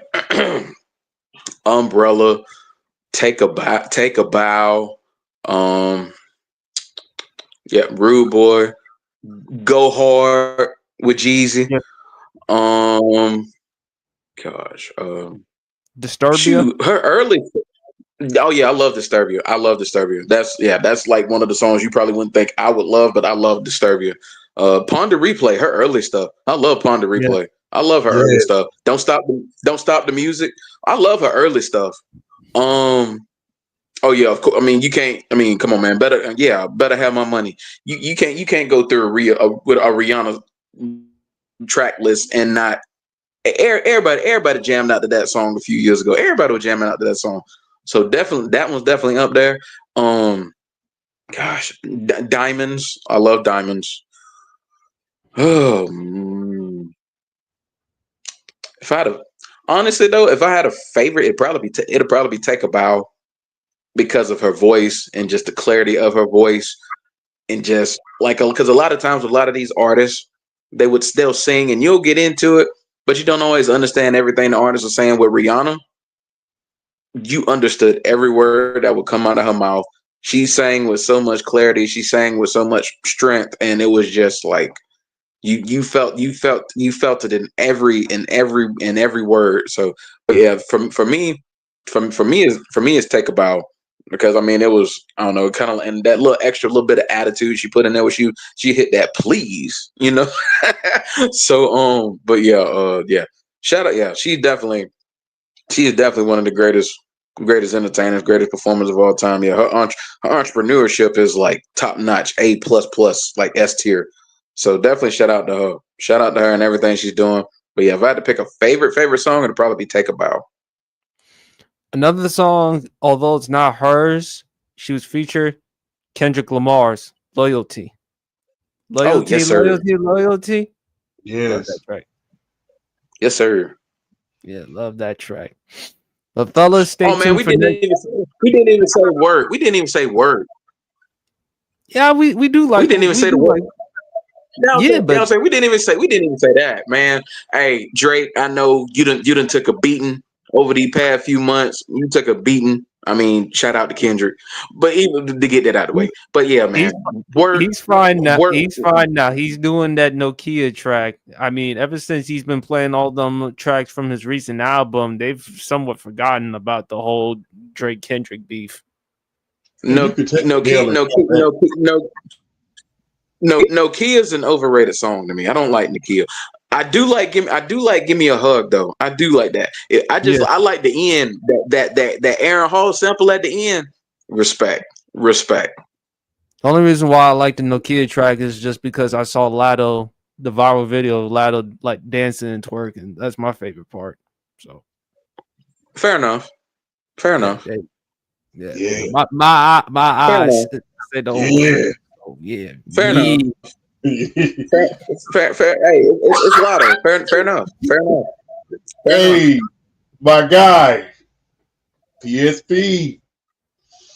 Jersey Hey man, Genius. it's Lotto. Fair enough.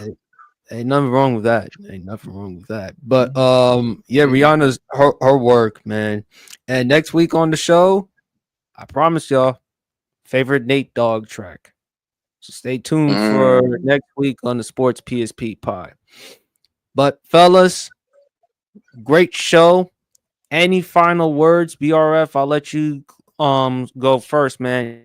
Any final words? Tell them where to follow you at, man. As always, it's always a pleasure to share the spotlight with you two fine gentlemen doing what we do, having a blast, cutting up, doing what we do best. As always, BRF Sports is a TikTok handle. Y'all go follow it. Yeah, I'm trying to slowly get back in my mode, putting the content out. Y'all follow it. The TikTok handle at BRF Sports. Linktree is in the bio of my TikTok page as well. My IG, my Twitter /X, my Facebook page. I also have like I said, I have a Discord as well. I have an active link in the bio, so definitely feel free to join the Discord and come, hit me up. I'm more than willing to talk. I did a shout out earlier. I'm gonna do it again. My daughter's turning 10 years old in a couple of days, so I definitely want to send her some love. So definitely shout out to my little munchkin, my little Maya. So definitely got to shout her out. I love you to death. I love you to death, and best believe. Let daddy know what you want. I'll do something for you. I will definitely do something for you. And I gotta leave. Hey, but you know what though? It's always a pleasure to share the stage with y'all. I mean, it's just amazing where you are now, PSP and then Champ. What you've been doing, and just me just being on the ride and having a blast. So hey, a topic not thought about is a topic not thought about. Always a pleasure. And I'm ready to keep it. I'm just ready to keep this momentum going and keep everything going. Always a pleasure being on here with you two gentlemen. Absolutely. Champ? Man, always a privilege, a pleasure, and an honor being on here. I'm still in shock. I'm still shocked and dismayed at this moment. Really didn't think you was gonna say that on the air, but I'm glad you did. I'm just gonna be honest with you. That was memorable. Oh man, like I said, always a privilege, a pleasure, and an honor. I'm glad to be here, man. Congratulations, PSP at 105 now, and keep doing, man. Look, as I always put in the comments every time I make a video, you give me some content and we post it, and I always put, man, keep climbing Mount Everest, man, and you climb Mount Everest one step at a time. And I'm glad that you are climbing that ladder step by step, day by day, in the great words of someone famous. Can't thank you enough for the things that you've done for myself, but for others. And huge shout out to everyone that has been involved in the process. As y'all all know, I am on TikTok. I will be producing more content. And new videos are coming, especially during the draft, doing the Sadua Watch. And look, tomorrow night, catch us on the Undisputed GOAT podcast. We're now one subscription away from 150 subscriptions. We're not where we was. We're not where we want to be, but we're further now than where we came. So big shout out to everyone involved, BRF, Flash, and PSP, who's, although I always say this, although PSP is not on the show frequently, he's always in the comments giving us topics to talk about. He's always there. Like I said, you don't necessarily have to always show your face in order for your presence to be felt. So I thank you, PSP, man, for allowing us to be on your platform and being an asset to our platform as well, man. So I salute you and I thank you, and I'm damn proud of you for everything that you've done. Thank you. I appreciate you, fellas. Love y'all. Appreciate everyone who, like I've said before, who has helped me along the way with the Sports PSP podcast. And like I said, man, to get somewhere in life, you just got to work hard. You just got to continue doing what you do. You just got to love it. You just got to love what you do. Everyone stay safe. Please enjoy the weekend. If you're going to drink, please drink responsibly. We're almost in May. So sooner or later, you know, Mother's Day is coming. So we might as well do some shopping. Might as well get you a Mother's Day card. Might as well get you something. Take your mom out to dinner, buy her a present, or just do something with your mom. Just enjoy it for as much as you can. But fellas, enjoy the rest of y'all weekend. Enjoy the rest of the NBA playoffs and the NFL draft. Thank you, audience, for tuning in. And we is